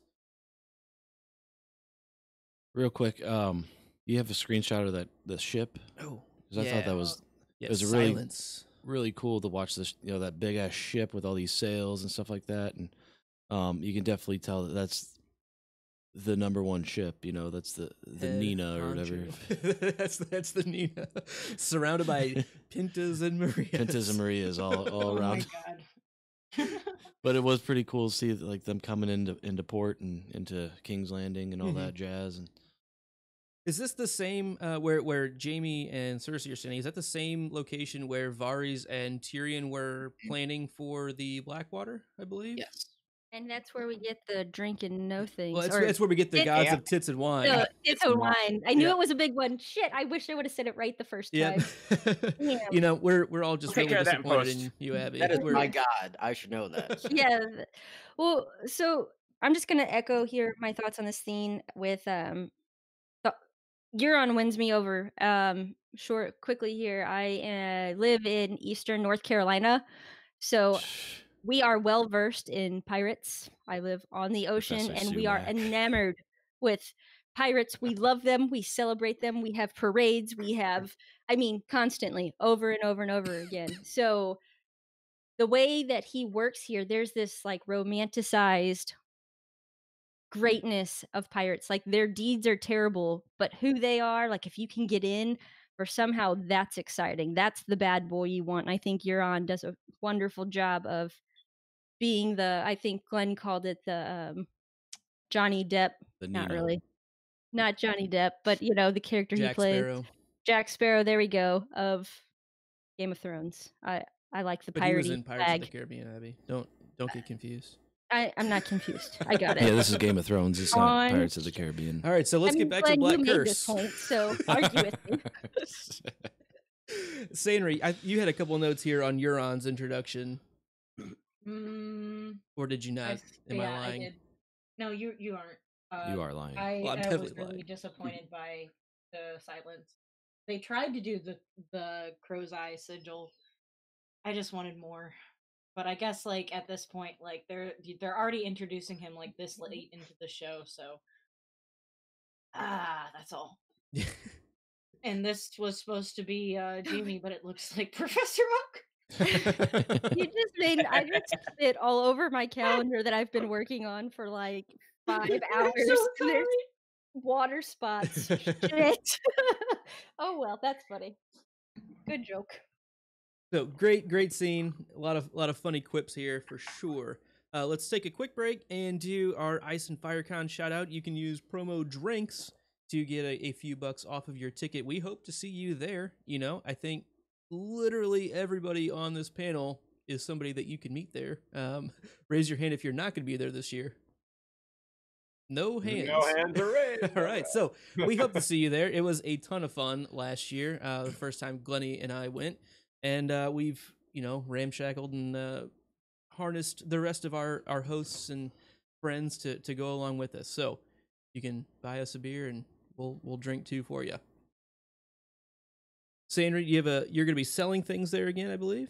Yep, that's the only con that I'm going to be selling at. I will be at Con of Thrones, but I'm going to be more doing panels and stuff at Con of Thrones. So if you want some Sanri merch, I have a couple things I can't announce just yet. Had to check in with the dragon, but yeah, I will be there selling stuff.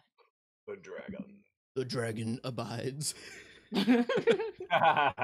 So let's go ahead and take a Jojen jet ski around Jojen bus. A Jojen bus cross-country trip to Old Town, where we have Sam, Archmaester Ebros. We have the first time I ever heard it was on History of Westeros podcast, the Poop Soup Loop montage.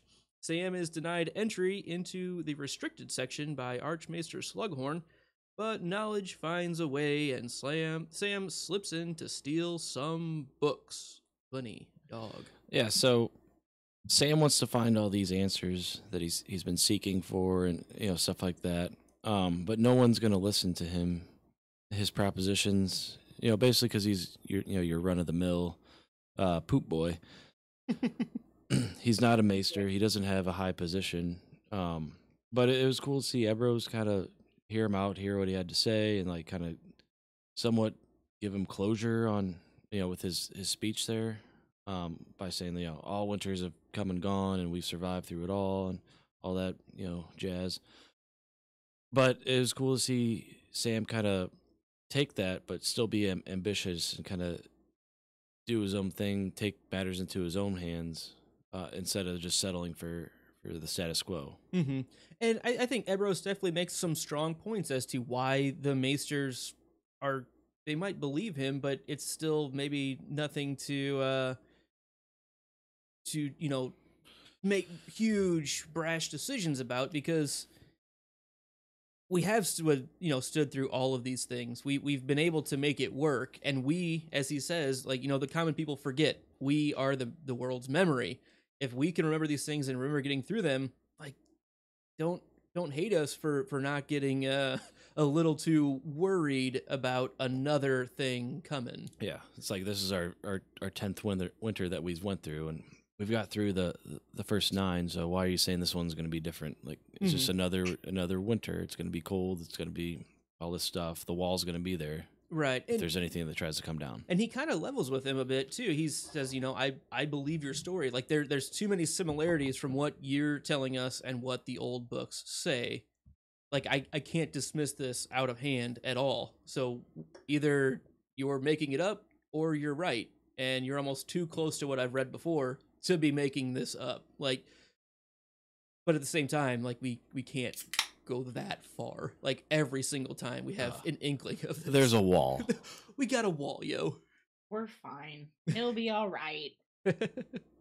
So I wanted to give some credit to that Maester also, that he's in a leadership position here. Mm-hmm. And even if he completely agrees with Sam and is really worried, maybe internally he's like panicking. I was like, whoa, man, they're really coming. I hope the wall holds up. He still isn't going to be like, oh no, everybody, this guy's fine. He just can't do that. You know what I mean? He still knows there's other maesters he's going to have to convince. He's going to have to formulate a plan. He can't just suddenly go into a panic, and you know what I mean? He has some amount of responsibility as a leader to figure out a plan, to address the concerns, to think how to pitch it to other people. Unlike John, this Maester isn't going to suddenly get up in front of everyone like, all right, everyone, send the Ravens. We're going to war at the wall. He's going to have to pace himself with this. So.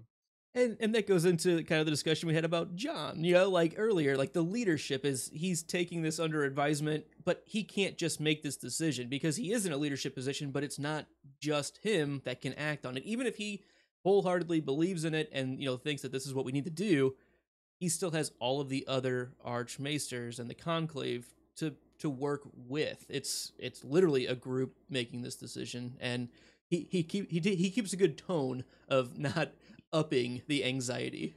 And he took this moment in private with Sam to discuss it, where he could level with him and not have to worry about other Maesters objecting or worried about Sam being too timid to bring his points up. And if you think about it, it didn't seem like he was too invested in this autopsy, right? It's like, here's the heart, weigh this thing. All right, clean up, I'm out of here. Clearly a this drinker's is all, liquor. in my opinion, an excuse to discuss this with Sam. You know what I mean? This is the thing that John should have done with Sansa. That's a good point, yeah. Yeah. And I like the guy's answer, even though I don't agree with him. I think it's like a well-written answer for that character. Like, hey, not only are we the guys, not only is that not our job is to make sure humanity remembers everything. And that's a tough enough job that we can't be doing other stuff. And then he says, hey, humanity's always survived. Everyone always and because we're so good at remembering everything, we know that these things have happened before. And we've always survived. We've always gotten through. So I don't necessarily agree with his attitude, because it doesn't mean you can't take action. It doesn't mean you can't help or do something to minimize these awful things that humanity somehow makes it through. But, as far as writing goes, I like that this high ivory tower academic character is written that way. I think it's a believable and it registers as authentic, for that. Mm-hmm. Yeah, strong scene. Abby, thoughts on the poop soup loop? So my, I know that was your highlight of the yeah, episode. I had to, as I was watching it through the first time, throw a Slack message out there. I said verbatim, of all the death, destruction, and horrid things we have witnessed in the show up to now, Sam in the Citadel, I just can't. We said the same thing, I think, during our regular review. And it's not, I'm not a huge, ew poop or ew barf. Like, my husband's like, oh, I can't handle barf. I'm like, Squeamish. okay, get out of here, you little pussy. Like, fine, I'll clean it up. Shit. Like, it doesn't bother me. But something about the poop, soup, loop, shit, like, in school, I was like, this is terrible. This is so bad. So I don't really have much more than that. I don't want that job. Too much. I have a question about the poop soup loop. Why is there a box that the poop goes in? That's very I'm very upset about that box, and I have a lot of questions. Just a shit box, right? They got their portable bowls that they poop in, but then that just gets transferred to the big box.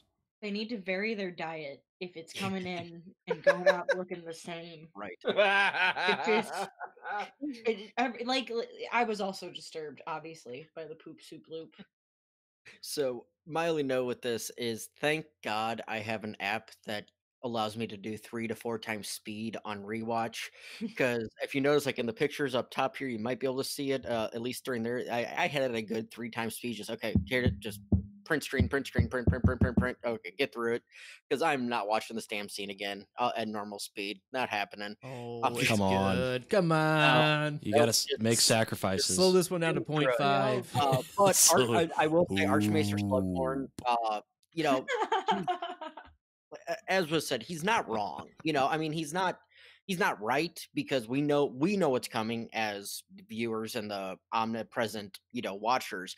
But to him, it's like, yeah, the wall stood tall. The winter has come. It's happened before. It'll happen again. And so I can't blame him for his, short-sightedness. It's kind of the same thing I brought up with Lewin of being against magic and all that back in season 1 or 2, because that's all they know. That's what they're trained to, understand. And so, I mean, I get his mindset. We know he's wrong, but like you guys said, it's a well-written and well organized thought process. on cue, we have our poop emoji blow up as well. Oh yes. Perfect. Any other thoughts on Ebros and who? When we first watched this, I was like, that's not somebody that's ever named in the books, but it is referenced in the beginning of A World of Ice and Fire. In the kind of preface to that, Maester Gildane references Ebros at that point, so I believe that is where they pulled the name from. But let's go ahead and move along to Sam, Gillyweed, Little Sam, and Gillyweed and Jorah. The Harry Potter references just don't stop around here. So we have Sam learns of a mountain of dragonglass under Dragonstone, and Jorah asks for an update from his hospital room. Abby, kick us off on this one. So that's exciting. I mean, I feel like Jorah was told, go get healed. And I had all full faith in Jorah that he would, because he would never really do anything against it's not Cersei. Khaleesi is what I was going to say. His Khaleesi. But that's exciting. And other than that, about the dragon glass, I don't think I realized that nobody knew dragonglass was not, or was under dragons. I kind of just assumed it, and I'm not that I had it confirmed or was like, well, of course, or had this prediction. I just thought that was It actually was confirmed, Ab, because that goes kind of my note. Stannis did tell him that. about a ton of dragonglass being under Dragonstone. Back in season 5 when they'd met in the library Okay. of the Wall. Stannis is like, well, yeah, I know about dragonglass. There's mountains of it under Dragonstone. Okay.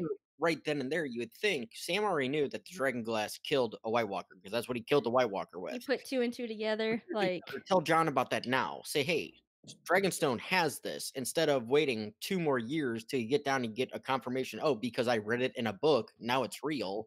It's like you right. mentioned it to him a while back, so maybe we could have had this plan kind of unfolding, in the meantime. It's one thing that just annoyed me about that. I just didn't. When like Sam comes, is obviously it's like this big aha moment. I was kind of like, well, duh. And possibly it's because of the scene you were talking about, or because it's called Dragonstone, that I just assumed this stuff happened. The reveal to me wasn't as like significant, I think, as intended. That's really my only thoughts on this, though. But maybe I just know things because I drink a lot. Sean, Whoa! You know too much. I think so. Man, too much nightshade. Sean, thoughts on going on here? I have a couple things that stood out to me from this segment that I didn't. I remember thinking about these things both last year or 2 years ago, or whatever, but I didn't quite connect them. One is that again, the imagery here, we see Sam looking, pining for these books that are behind bars, but the way it's presented to us is from the perspective of the books. They keep showing us Sam behind bars. That makes sense. Like the image is Sam standing behind bars, like he's imprisoned. And I like that idea that, he's like, especially when he's doing prison work, he's cleaning up the crap and everything, it's kind of like he's locked in here. And the other thing that I realized here is that Sam has now stolen 3 things. Like when you think of all the different characters, almost everyone has some kind of sin, even like the hero, the protagonist, or John abandoned the night watch, right? He broke his vows and ran off. He didn't break his vows. He died. No, earlier. He wanted to go help his brother. Well, yeah. He's like, he also slept with Ygritte. He joined the Wildlings. He has reasons for all these things, right? Yeah. Cersei had reasons for blowing up the Sept. People have reasons for all the things that they do wrong. But in John's own mind, he feels guilty. Does that make sense? John knows. But whether we might rationalize or justify it for him, but he feels bad about these things. Even the good guys have done wrong, bad things, right? Sam has stolen 3 times. He's stolen a sword, he stole keys, and he stole books. He is a thief. And Klepto and it Sam. makes sense that he'd be behind bars. And he stole Sam the Gilly's thief. heart. I was just about to say, and he stole Gilly. Stole Gilly's heart. There You we do have to go. steal a wildling girl, so there you go. Well, if he did rent out those books, he would only have to pay 10 cents For the late fees. Yeah. Yeah. Did he steal Gilly's baby too? Kind of. Yeah. Yeah. Stole Craster's father figure. Baby Craster. Aziz, you got any thoughts here on the books? Our history expert here. Well, yeah, this scene certainly was fun for imagining what those books might be. Of course, from a book perspective, there wouldn't have been books on The Long Night, or not contemporary sources on The Long Night. So that part's a little slightly off-putting, but the scene's so good, it's one of those like, if I have to nitpick something, then I'll nitpick that. But it's really tiny. So, but yeah, I was just loved seeing the books. You know, trying to freeze the screen when Gilly like opened that one book and like read what's in the book there, like read that text, all the different pages, and she's turning the page. You see the cat's paw dagger. And so there was a lot of freeze framing from that scene. That was a lot of fun. When you get a scene that makes you freeze frame and try to zoom in, that's nerding out, and that's I love that when we have a good reason to do that. What is that song? Freeze frame. Yep. Yeah. Freeze frame. Yeah. Yeah, and I like, that as Sam's reading through this, he's like, the children of the forest would put, obsidian or, dragonglass on their weapons without, or the Targaryens or the Valyrians would do this and didn't even realize what it was for. I like that they kind of bring some of this to head of these discussions of like, this has been around. It's not like the dragonglass was never known about. It's just one of those, history is big and long and history forgets. Like the common people forget. And that's where the strength of books and people that actually go through and read them is where that comes in. It's like a lot like the One Ring in Lord of the Rings. It gets lost just because people forget about it and don't go looking, and then it gets refound and becomes a big deal. All right. Anything else going on? Sanri, you got what are you drawing there? We'll check in with. I was Mallory. starting to. I got for. Have you seen the Jojen train yet? Oh, I've been checking in on it. I can't wait. Okay. Oh, that was my phone. Here we Over go. the ground. It's Next stop, Winterfell. Oh my gosh. Yeah, there's There's- a crate of paste and a crate of frogs and some ice spires. Look too closely. And there's just a sad poop boy. just your run-of-the-mill sad poop boy. Sad poop boy. This is totally inside jokes. I'm sorry to everybody who has to suffer through this, but Benj, here we go. And Luke. It's at Luke, though. Don't bother me. Oh, Don't yep. bother me. Little engine that could. Yeah, the best play I ever From saw for a preschool. preschooler. Luke, you're the bomb. That happened. I was the train that All could, but the would, likes but of wouldn't. you. Was an asshole even then, and that's fine. Any final thoughts on Jorah here? I think you guys kind of touched on it, Abby. Is that right? Yeah, Don't touch on Jorah. You'll get Right. Yeah, don't touch him. I just want to say Ugh. thanks. I'm really proud of Gilly because she has really come far from just knowing S. She can read a whole sentence. Yeah, like a I know. snake. Yes. I know. Yes. She's so cute to me. She is adorable. All right, let's take a Jojen hover ship to the Riverlands, where we have Arya, Ed, Sheeran, and some Lannister men. Arya shares some meat and mead with some Lannister soldiers and reveals her true intentions. Sanri, why don't you kick us off? What are your thoughts on Ed Sheeran? Just in Man, life. I just remember how much the internet was pissed about Ed Sheeran when this came out. They were like, "What's he doing? I can't believe he's on there." And I was like, "He sang really good, okay? He didn't do anything technically wrong." Sorry, I don't know if you could hear my dog. They want to go outside. But anyway, yeah. Abby? So I have found out that this was like a huge blow up. People were pissed or not a fan. And then I listened to your re-release and realized that you guys were kind of like, well, I don't really get what the big deal was. I'm not pissed about it. It's not something that I'm like, that's ridiculous or this, that, and the other. But preposterous. I was slightly like, it took me a minute to like just get into the scene because I was so like, holy shit, that's Ed Sheeran. Like, and he sang good, and now he's kind of like talking a little bit. He only has one line, and I'm only paying attention to the one line that he's saying because I'm wondering if he's gonna have a line, and I can't believe he's in. So I think it was just distracting more than it's not that he did a bad job and he sang. I love him. So, but for Game of Thrones, there's a few You can't be characters that recognizable. yes. Well, like there's a few characters that have played in other things that I know of. I usually don't catch it. Like, how long did it take me to figure out who the fuck Walder Frey was? Yeah, Walder Filch. Yeah, like it took me forever because to me, watching it, it was Walder Frey, not Filch. Mhm. Whereas Ed Sheeran to me was like, holy shit, that's not a Lannister soldier, and that's not happened to me before. So, in Well, also, slight defense, not real defense, it wasn't horrible. He did a great job, but it's the first time that some big name person that I knew took of. you out of it a bit. Yeah, it took me out of the scene. And I think that was the big reason behind the backlash was this is one of those, like, it clearly looks like they're putting him on display for popularity reasons, which I mean, this is the largest I don't TV show that's care.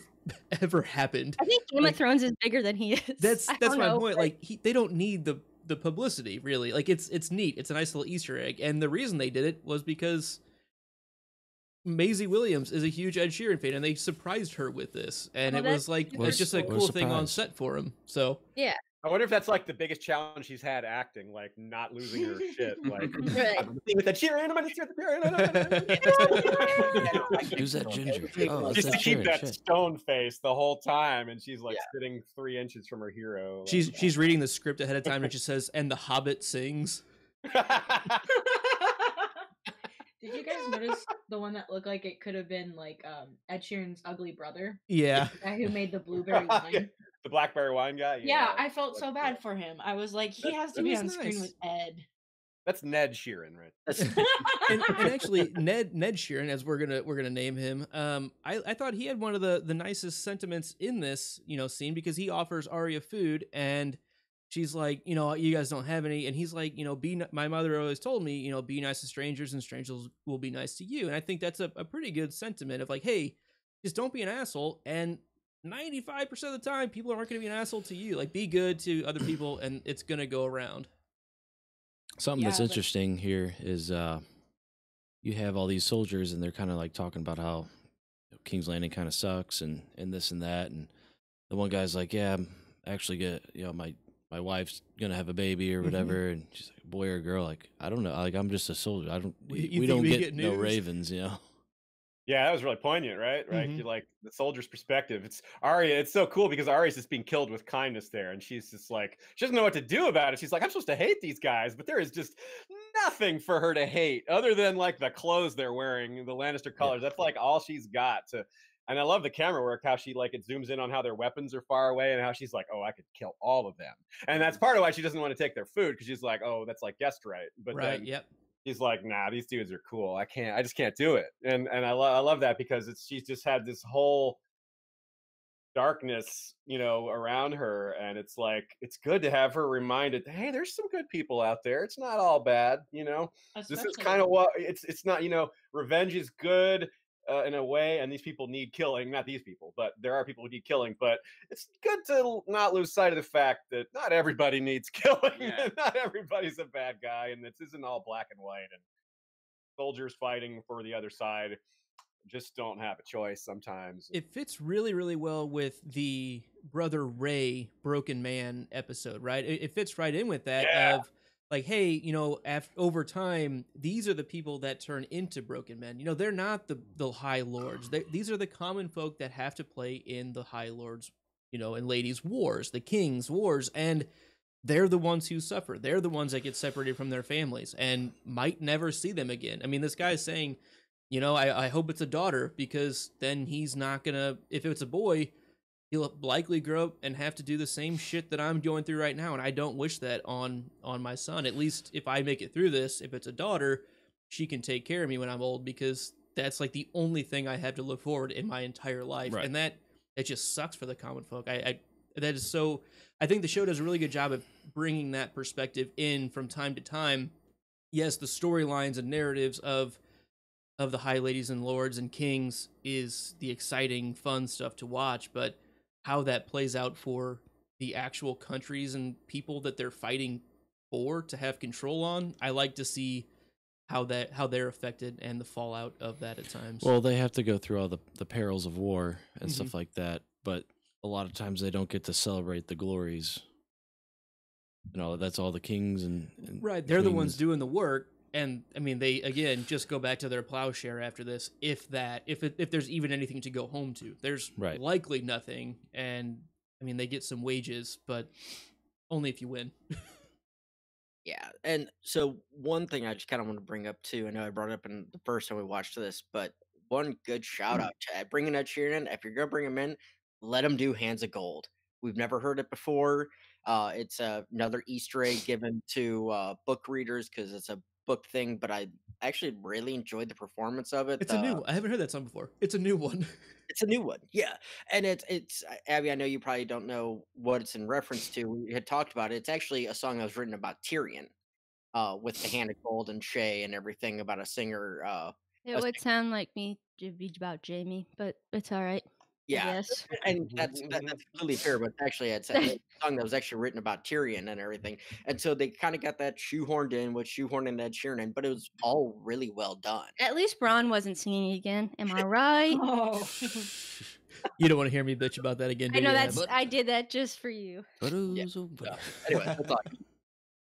Right.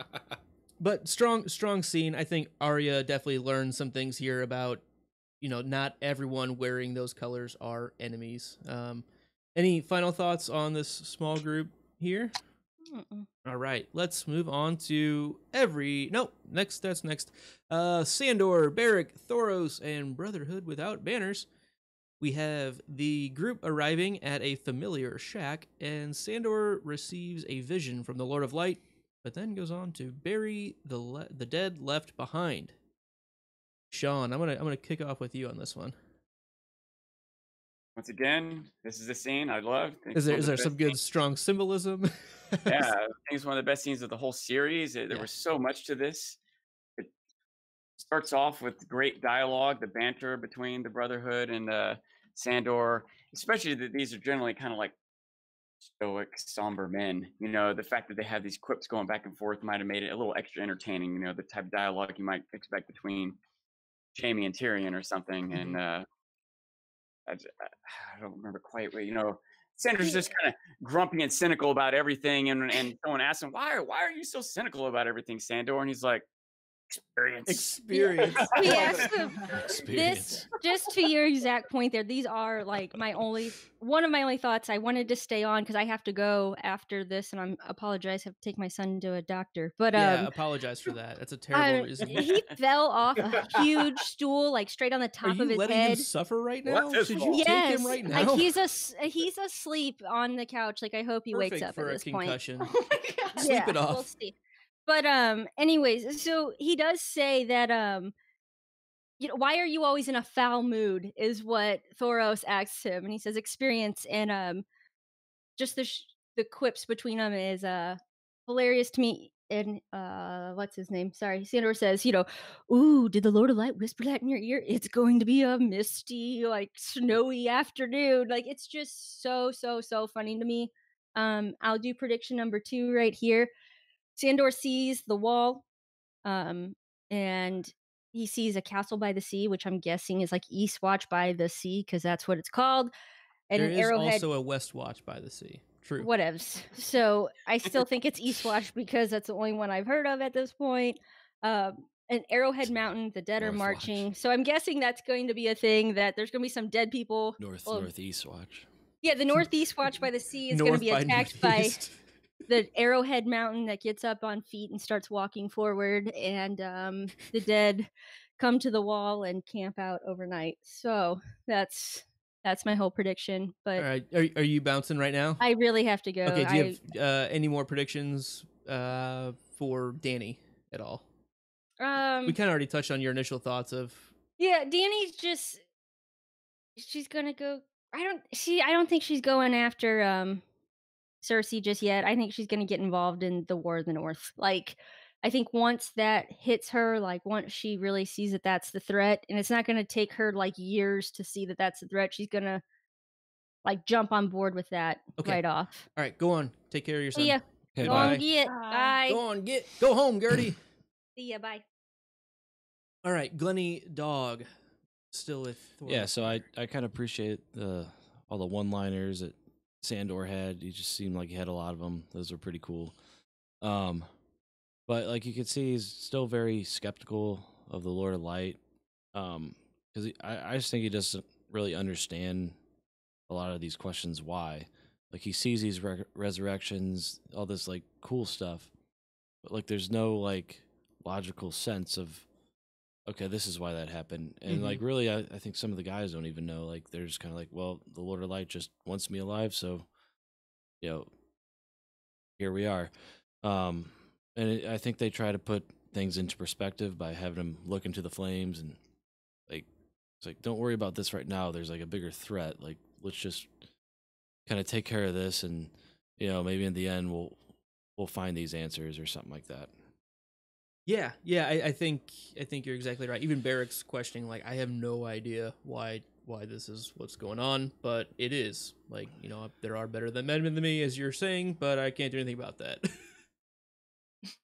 Yeah, I think that it's interesting to compare them to Melisandre. Melisandre maybe has a little bit more boldness and specifics in her beliefs, but they have a similar trust, and they just have to do this thing. They just know that there's some bigger mission going on, and they have to go. Mm-hmm. Speaking of have to go, are you guys running out of time as well? I think Aziz is about to head out here, but I've got a few more minutes. Okay. I will let him put his headphones on, but go for it.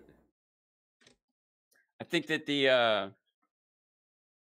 I remember one thing I speculated about when this happened, when Sandor looked into the fire there, was whether or not what or how or why he was seeing something. I couldn't tell if it was like Thoros was revealing it to him, or if like actively, or just whenever there's a fire around Thoros, or whether what I was sort of supposing at the time was that, and there's not any particular evidence to this, but I just like the idea that it's just being projected by the gods or the Lord of Light or whatever powers it be. I feel like if anyone just looks into the fire, they're going to see these same visions. And most people won't think to stare for these visions in the fire, but Thoros is directing Sandor to do it, and suddenly it appears to him. And it makes me wonder if, because Melisandre looks in a fire and sees it, and she tells Stannis, hey, look in a fire, and he looks and he sees it too. The way that Barrick kind of like, once Sandor sees it, he's like, okay, now do you believe me? Almost like he expected him to. I don't know if that quite makes sense, but I don't know. I'm curious about whether or not these visions are what's a vision of something else happening at this moment, a vision of something from the future, a vision of a potential future. I wonder if it's something that Sandor all along his whole life could have seen visions and just now is noticing it because he was afraid to look in the fire, but now he's being told to. Or if anyone could see it by looking into the fire. I really remember my thoughts being stirred up by, what does this vision mean? Where is it coming from? How much is this being shown specifically to Sandor at this moment, or just anyone that's with the Brotherhood, But one way or the other, what I liked was that the whole time in the background is the decayed body of this father and daughter that Sandor left for dead so long ago.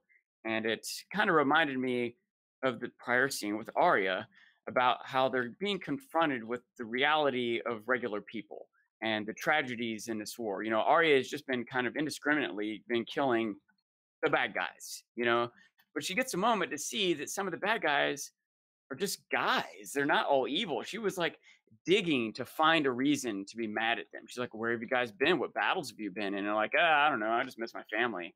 We haven't been running around hunting down Starks or something. You know what I mean? Tell us you're and evil. Sandor, same they're thing. Like, we don't have yeah. any. Yeah. And Sandor's kind of seeing the repercussions of his cold-heartedness of the past. And I think that maybe there's some symbolism there of him maybe accepting responsibility for it, burying his past, you know, when he digs the graves or whatever. Like in addition to the like humorous little quips that they had and the sort of powerful vision that they're having, I think we're seeing character growth from Sandor here. Yeah, I think you're entirely right. And I like the questions of, you know, could he have always seen these things in the fire? Is it a Sandor specific thing? And I know there were a lot of fan theories out there of like maybe he saw something the very first time he was looking at that fire and Gregor pushed him into the fire because of something that Sandor saw. Like, you know, as like a, this was always there. But they're really good questions and we clearly don't know. But I do know that the first time I ever met Aziz was at a campfire. So we can confirm that neither of us pushed each other into the fire. But it took sounds all like took all of my willpower to not. well, you know, and I appreciate that. It takes a lot to not want to push Luke into a fire. I went through the proper channels. I walked up and Look at this bowed guy. as you Boom. do, you know, and Get in the fire. but I know you gotta get going. We really appreciate you joining us here. Do you have any final thoughts on this episode? Sure. Yeah. First of all, thanks a lot for having me. It was fun. I love chatting Game of Thrones, obviously, and this was a really fun episode. Sean and I had forgotten how good it was, so it was fun to see again. It was good to be reminded of all the things that make Game of Thrones great. I know a lot of the fandom focuses more on the books, but the show is just. It's great in its way, you know, like the things that make the show great were really on display in this episode. Acting, visuals, you know, those are things that books can't do. So it's in their own medium. They just have done it so well. And yeah, I'm really, it gets me excited and fired up for season 8. I'm excited to see what music they're going to have, what great visuals they're going to have. They put so much effort into whatever huge things they've got planned, which, you know, I guess we'll find out what that is. It'll be really fun to go through that with everybody. So yeah, we're not far away, only about 2 months. So yeah, pretty cool. And look forward to see you guys at the con and watching an episode with y'all. That's how that's gonna go. Absolutely. Absolutely. Do you have your sign off ready? Sure, yeah. Valar reread us, everybody. All right, cheers, buddy. Thank you for joining us. We will. Yeah, catch you Sean's again gonna soon. stick around, so Perfect. I'll Sounds good. Me leaving. See you guys. All right, see ya. Bye, everybody. Bye bye. All right, Luke- Ben, go for it. Yeah, so a couple notes I had on this scene. First of all, I love the line of "fuck." I don't remember the words. I'm sorry, you're dead, the both of you. And I feel like Sandor might have missed his calling as a grave digger. I don't know. Just saying. But honestly, as you guys were saying, I'm not really sure how I feel about letting Sandor have the visions and have the power of the, you know, R'hllor and all that. It kind of bothered because there's never been any inclination to it beforehand besides him getting his face shoved in the fire and him being scared of fire. And I guess hindsight looking back at it that way makes sense because maybe he's always seen stuff in the fires. But it just that one feels like it's just, as we titled this one, exposition, the episode. Here's what we need to explain. Easiest way. Look in the fires. Tell me what you see. It just felt a little cheap and rushed, but I get it. And what you guys are talking about kind of makes sense, but it's just one thing that kind of irked me is like, what, really? You're going to shoehorn that in?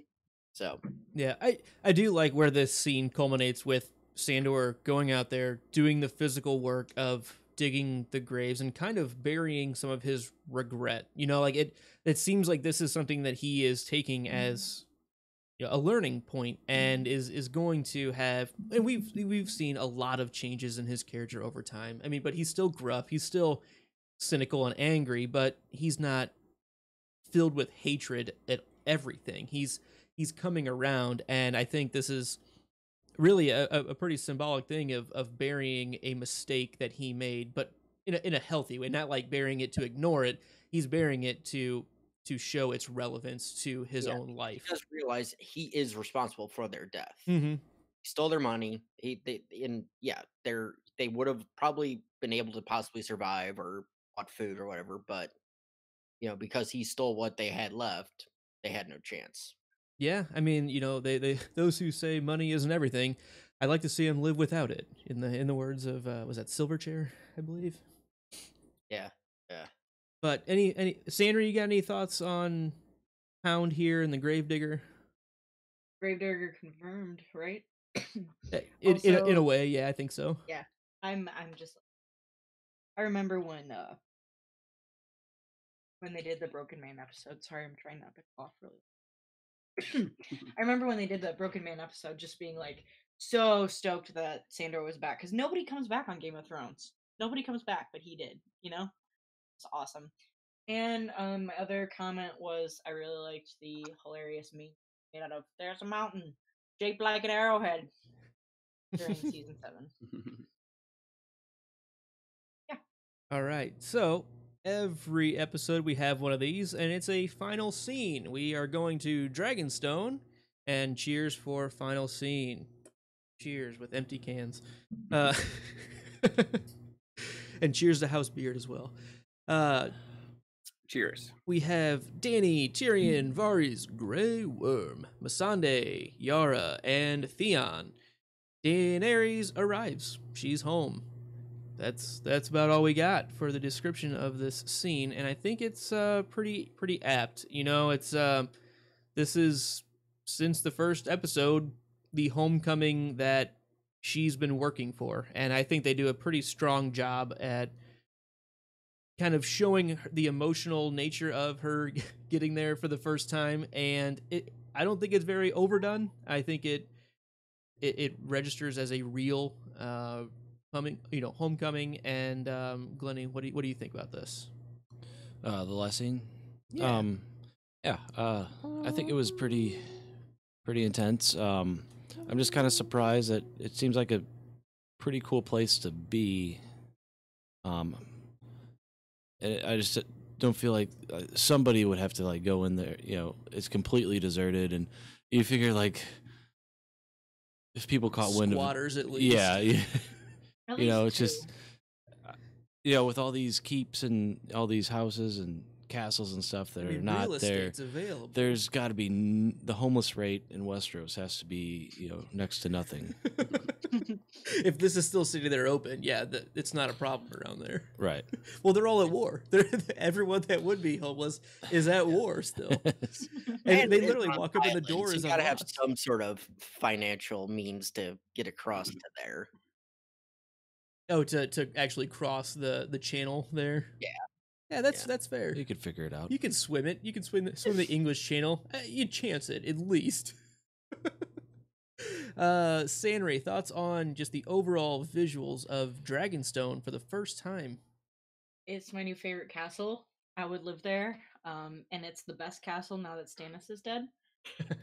I also agree with the homeless totally checking up at Dragonstone. Like, why wasn't anybody there? I thought that was really weird that like nobody was there. And I get that they're all out at war, but it was still pretty awkward. It was really powerful seeing all the actually like the exterior of Dragonstone, because I don't think they went over that in much detail in the show previously. Like, this is the first time we've seen like the really cool like Aztec Mayan inspired dragons. We'd only seen the map room before, I believe. Yeah, and you see that in the map room. You see that on the walls. And I don't know if that's the first shot of them or not, but I really love the aesthetic of Dragonstone.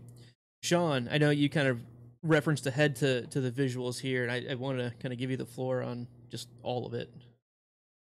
I will say, while the visuals were again incredible here, and the castle is, you know, impressive, there's still this part of me that when I see something like this, like my first thought was when they sort of open the gates to, you know, the outer gates, you kind of see it up on the mountaintop and the wall, the trail leading up there. In my mind, I'm like, all right, that's a long trek. You know what I mean? We just got off the boats, you know, Tyrion's short legs. Like, are they really gonna, can we just camp first? Is anyone hungry? Like, like the whole snacks? Day thing, they're gonna be like sweating. Who's got some of those Cliff Bars? I'm tired. Yeah. It's like climbing Mount Everest. You have to like take it in stages to get used to the elevation. You have to acclimate to the altitude. A lot of times these grand epic visual moments, when you stop a second, think about the reality of it, and like, you know, like, let's go to Camelot. This is a silly place, you know. Maybe let's not go to Camelot. I have to push the Pramelot. Yeah, it's especially given the earlier poop soup loop, which even though it was like kind of gross, you know, but I did appreciate one thing that was happening from that moment was that you're seeing this reality of day-to-day life, which again maybe is another little element of what was going on with Arya meeting with the those Lannister soldiers. Sharonman. That everyone has to take a crap, you know what I mean? And it has to be dealt with. It has to be dealt with. It's just part of society. And nowadays, like, we just press buttons. We just like bring the trash outside and it's gone. We just press a button and the toilet flushes. But at this time, imagine like moving an army of thousands of soldiers and their horses. What a problem waste is, it's got to be dealt with. And I like when the show, at least every now and then, acknowledges these issues. But in a moment like this with Dany, and I understand it. It's a very cinematic moment. It's very beautiful, and it made for a powerful image and audio moment because this whole thing, if you didn't take note, was silent. No one said a word. Everyone was quiet. There's all this movement and imagery, and guards open gates and walk through with torches, and here's the throne room, pull down the banner. No one says anything till the last moment when Dany says, shall we begin? I'm pretty sure she says, shall we begin? Yep. But again, in my mind, I'm like, wait, no one says anything? No one is like, send guards ahead and make sure it's safe before Dany walks through. No one says, hey, don't forget to, tie the ships down. No one says, I'm going to take off this heavy leather armor before we walk all day up this mountaintop. I'm hot. No one has anything. No one even says, whoa, this is so awesome. None of the Dothraki, Grey Worm, and this new world, this new land. I feel like real people would have had real conversations. And we lose that for this grand, epic, cinematic moment. And I accept that. A lot of it, Game of Thrones does that often.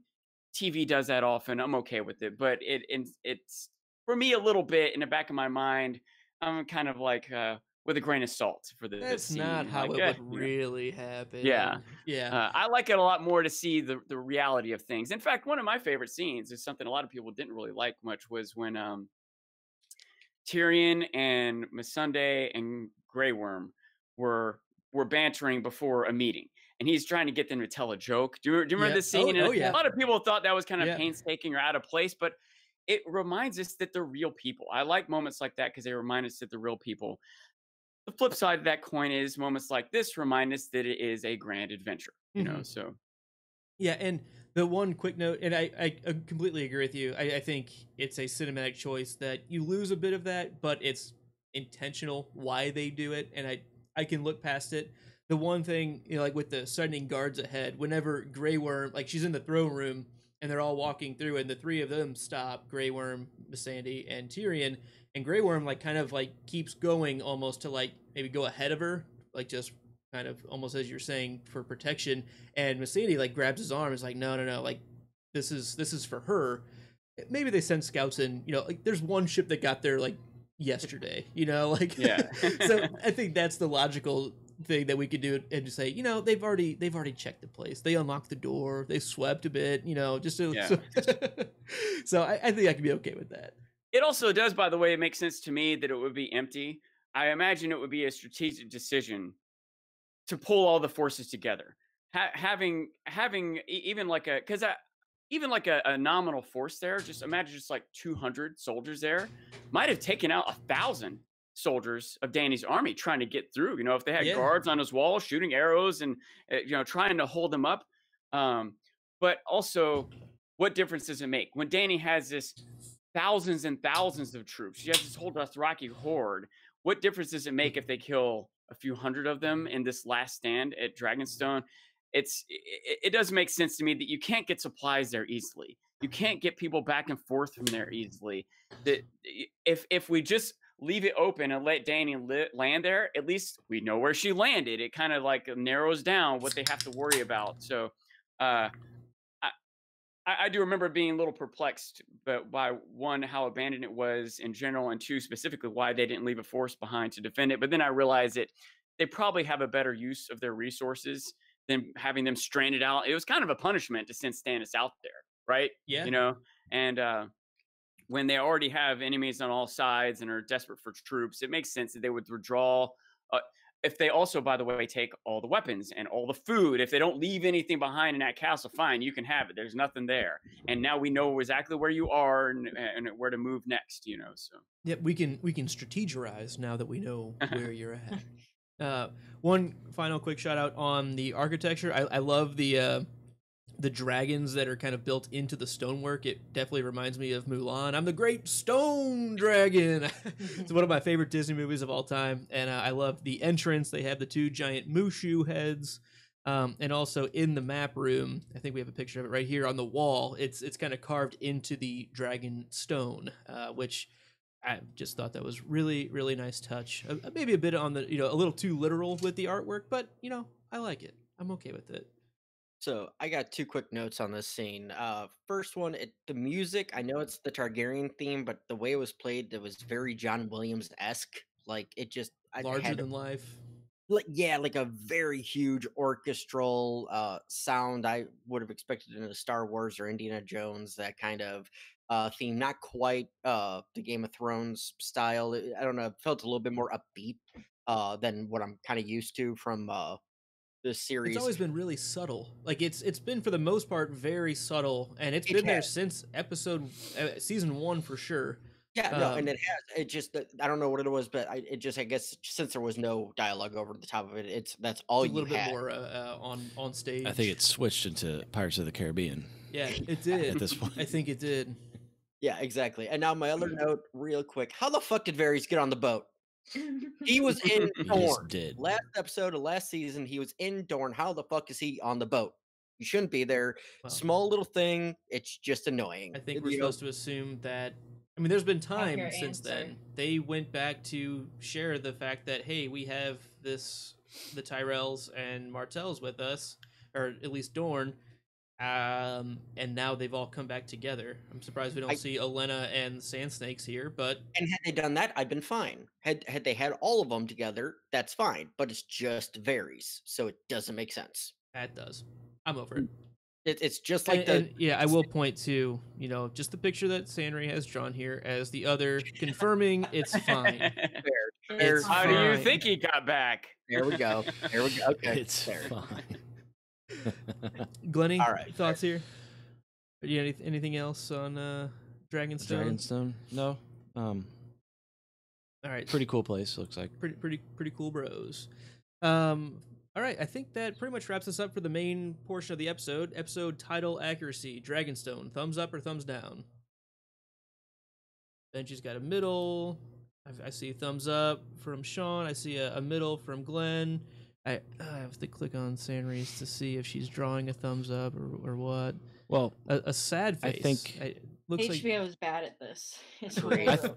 I think it's like one of those, like there's all these different storylines and they just pick like one thing to, and like this is the last thing that we see. Like it's not like there's just so much other stuff that happens to where, like if you say Dragonstone, you don't know that Arya dresses up like John Bradley, who dresses up like Walder Frey, and kills all these fools, and then all like playing another dude. Right. It's just like taking one aspect of the episode and making the title that. I get that. Like there are a lot of times where they find an overall theme and kind of touch on that. And that's one reason we've kept this portion in here, because I think we've kind of found a lot of those. But like this one, if you look in like the grand scheme of history, Daenerys getting to Dragonstone is a big deal. Like, we don't know where it's going to go in the future, and for spoilers, we can't say anything past this, but like if you look in Targaryen history, this would be the first time a Targaryen is back in Westeros at all. That's a big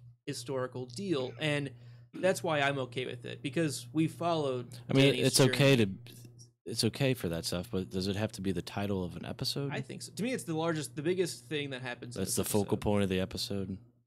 I don't think there's anything else they really could have gone with. Because it's exposition, the episode overall. I don't think there's an overall arching theme they could have chosen from. So if they had to pick one thing, it makes sense. That's why I gave it a halfway. I was like, sure. I'm good. Especially an episode like this, which hits on so many different. They pretty much hit on every character and location and plot line.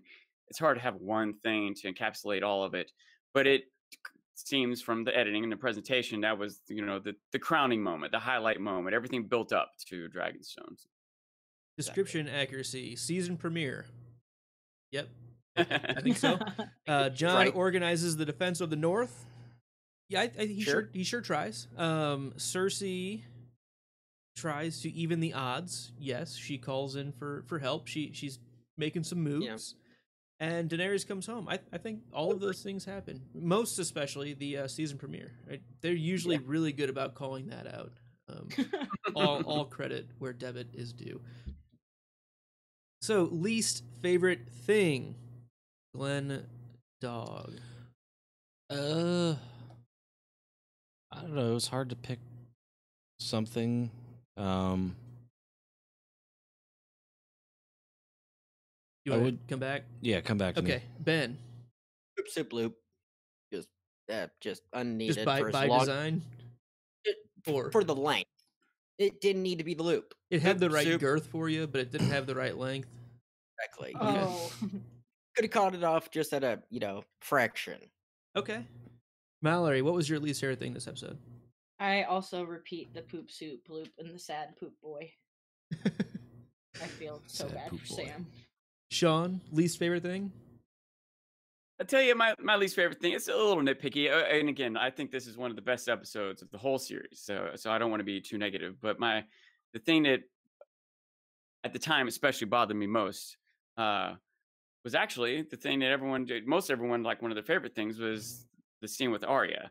The opening scene, because for a couple reasons. One, there's too much about the logistics of it that bothered me, and I could kind of explain a lot of it away, but it really bothered me the idea that she was able to get the poison wine distributed to everyone without anyone drinking any of it ahead of time. Right. Like Someone's gonna take a sip.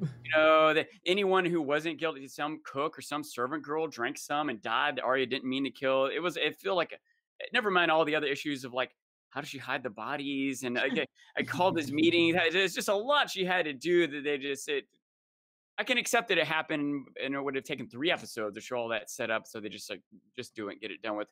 But additionally, it sets a precedent that bothers me a little bit, that Arya can just be anyone, anytime, anywhere. It makes me can't help but maybe be a little suspicious of future scenes. When something out of the ordinary is happening, you might think, oh, it's just Arya in disguise, like it becomes a plausible explanation for almost anything at this point.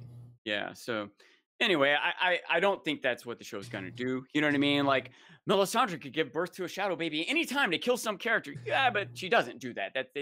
Brand doesn't just go back in time and change stuff all left and right. So that's clearly not what they're doing. But it bothers me that they set that potential precedent. Yeah, Glennie, do you have a least favorite thing? Yeah, I think it's just the scene with Bran and Ed. That it was just so short. It's like let's introduce these characters real quick just to get it off the books, and then let's move on.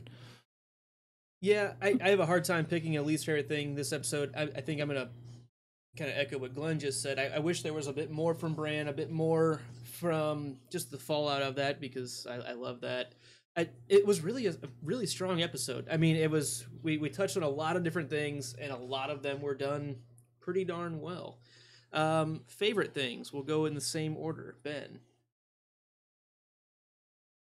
Sorry. So my favorite thing, and I'm going to disagree with Sean, but I understand your points entirely. I did love the Arya Freya side. It just started off the season with the right mentality, and we got a little guest here. We got Baby Ramsay. Baby Ramsay. Oh, and he just woke up from a nap.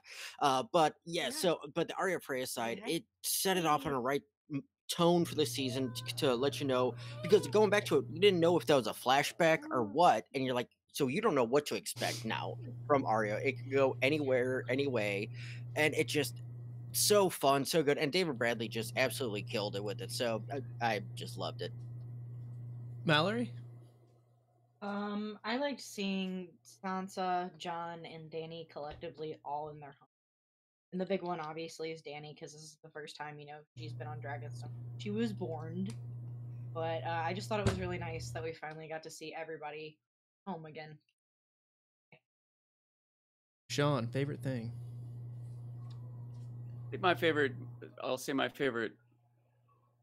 scene was definitely the Brotherhood and Sandor, but I think my favorite thing overall was imagery. I think the imagery of this episode had so many moments that were perfectly produced and set. The image of Euron's ships, the image of Jaime and Cersei looking out on Euron's ships, Jaime and Cersei standing over the painted floor, the wall when Bran is there, the walkers coming forward. Like, I don't know if I'm cheating by saying imagery, because it really is like 14 things all at once, but I'm gaming the system. I choose imagery. You know, as the officiator, I'll allow it. It's a good call. You know, it's been, maybe that should have been the title of the episode. There's some symbolism here, folks. Like, get it. Glenny, favorite thing? Just the Hound digs, like at the other guys. Like, it just seemed like he had so many one-liners in that, you know, kind of scene. It wasn't like the whole episode where they featured the, you know, Sandor and the Brotherhood, but it was just, he had like about 5 or 6 just different funny things that he was, the whole thing was just funny. Why are you so grumpy? Experience. Exactly. That's just great. You know, I'm gonna also, if I can add in real quick, because it was like very funny, and like I said, it was my favorite scene. But another thing, and maybe we shouldn't end the episode on a dark note, but something I appreciated, again, talking about the reality of day-to-day life for people in this world, even though we're following some of the leaders and the nobles and the grandness of it. But Sandor points out, you know, when he's asking Barrack, you know, why you? What's so special about you? Sandor points out, I've known better men than you to die in battle, or to just die shitting in a field somewhere. Lots of people just die of disease and no one even knows. And I like that, you know, touch of reality there, that everyone doesn't, even the great men Sandor knows, they didn't all die valorously in battle. Some of them just got sick and died, you know. And I appreciate that reality check that Sandor was giving us in that whole scene, in addition to the humor and his growth and everything else.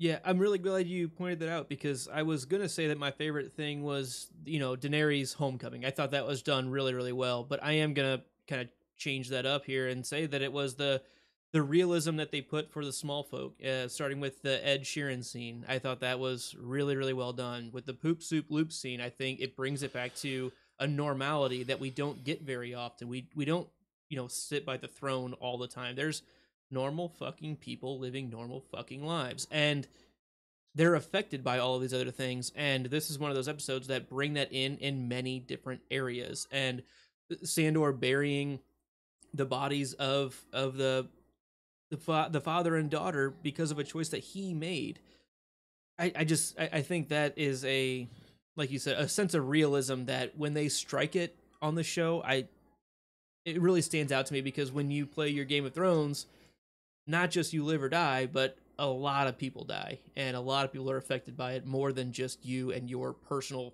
house, you know, family. Brings a little more meaning to winter is coming too, right? Yeah. It's not just like us lords in the north have to get the food reserves ready for the people. It's people frozen to death in their homes, starving to death in their own homes. You know, it's yeah, coming isn't just like this battle we have to fight. It's the reality of trying to survive. You know? It's truly survival of the fitness. So let's go through our house stuff real quick. We'll start with you, Sean. I see you have some of yours started here. What's your house name? House Beard. I am Dancing Sean. Follow me on Twitter, by the way, Dancing Sean. Do you have house words? Trim, don't shave. What is your house sigil? It's a beard. Just one beard. Yeah. One of our patrons, Suzanne Beam, she actually drew me. You know, like I wish I had an image ready to go for you, but I'll find it and I'll send it to you. You can probably Google it out there somewhere. Awesome. Yeah, we'll find that out. It's like But you said your personal Twitter's at Dancing Sean, right? Yeah. And final thought on this episode. Just one of the best episodes. Just love the symbolism, the imagery, the interaction of the characters. I loved everything about it. Sanri, we'll go to you next. House name. House salad. House words. I draw and I know things. And what's your sigil? It is a Kool-Aid man in a Hawaiian shirt with suspiciously shaped leaves riding a skateboard across a rainbow. Oh man, your personal Twitter. It's Sanrixian. And your final thought on this episode. We're there. Let's begin. I'm ready for more. Glenny, house name. So I'm Glenn of House Dog. House words. You miss 99% of the shots you don't take. House sigil. Spuzz McKenzie Dog. With a Wayne Gretzky number 99. Wayne Gretzky. LA Kings. Sure. Personal Twitter. Popsicle stand. Final thought. So this is your kind of typical run of the mill episode 1 of a season 7 of a Game of Thrones episode. It's right on script. I mean, just nailed it. Average for that specific episode. Ben, house name. I'm Sly of House McLean. House words. It's dangerous to drink alone. Take this. House sigil. 3 golden triangles on a field of red and black. Personal Twitter. At Sly McLean. Final thought. Good episode. Not as big of a fan of it as I was the first time through. Not bad, not horrible. Upper 20 of the top 20 episodes, but just not my favorite. Okay. I am Lucan of House Blackmead. Our house words are ours is the drink.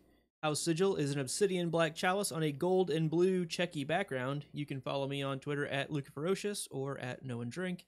Final thought, this is a really strong episode throughout. I don't think there are too many weak things that happen. Nothing that really, without knowing who Ed Sheeran is, takes me out of the episode.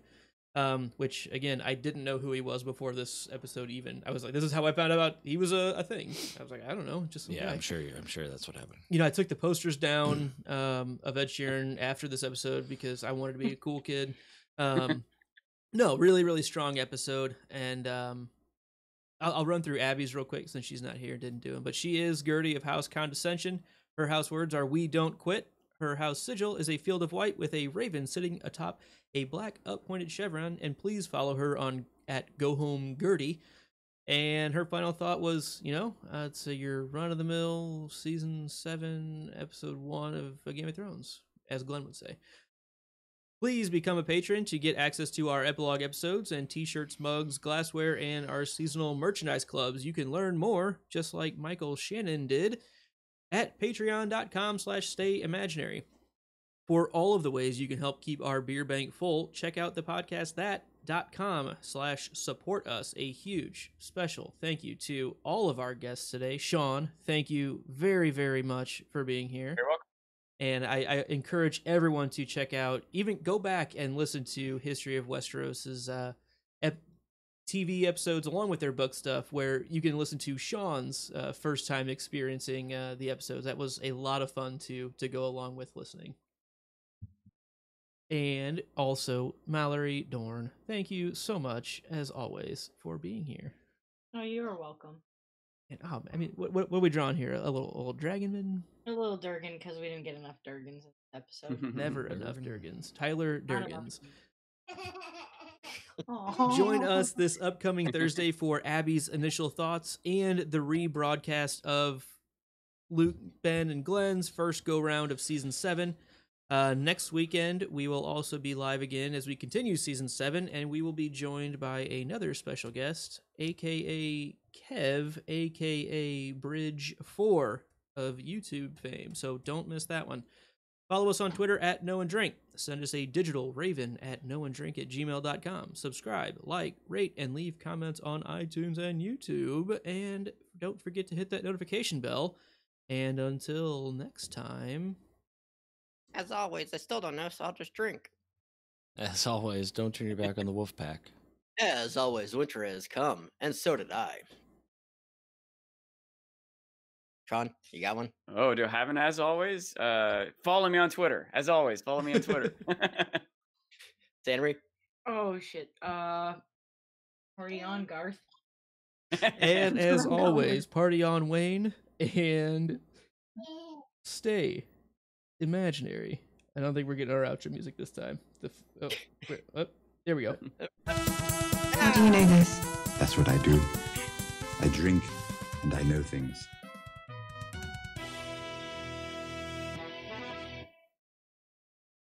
All right, that's a wrap. I'm sure you're running out of time there, Sean. Hopefully we didn't keep you too long. Perfect timing. All right. Well, thanks again for joining us, and we look forward to talking to you again and seeing you again at Ice and FireCon, and probably being too drunk as we do. No such thing. I agree with you. But we will let you go, and cheers, buddy. Thanks for having me. It was really great. I love doing this. Awesome. Appreciate it. All right. Bye-bye. All right. All right. Yeah, I think we're probably gonna skip an epilogue episode because I have an unsupervised 4-year-old upstairs and need to go figure that out. But Mallory, great drawings. We truly appreciate you doing that. Yeah, you're welcome. Um, That was fun. would say- Sorry.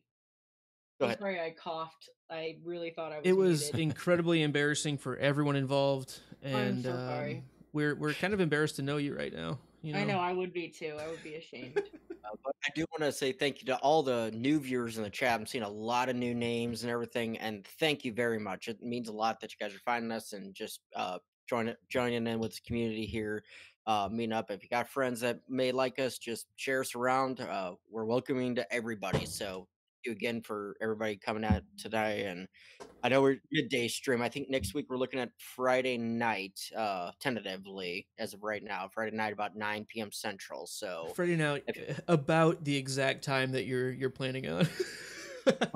I'm teasing. You're like, it might be Friday night exactly at this time.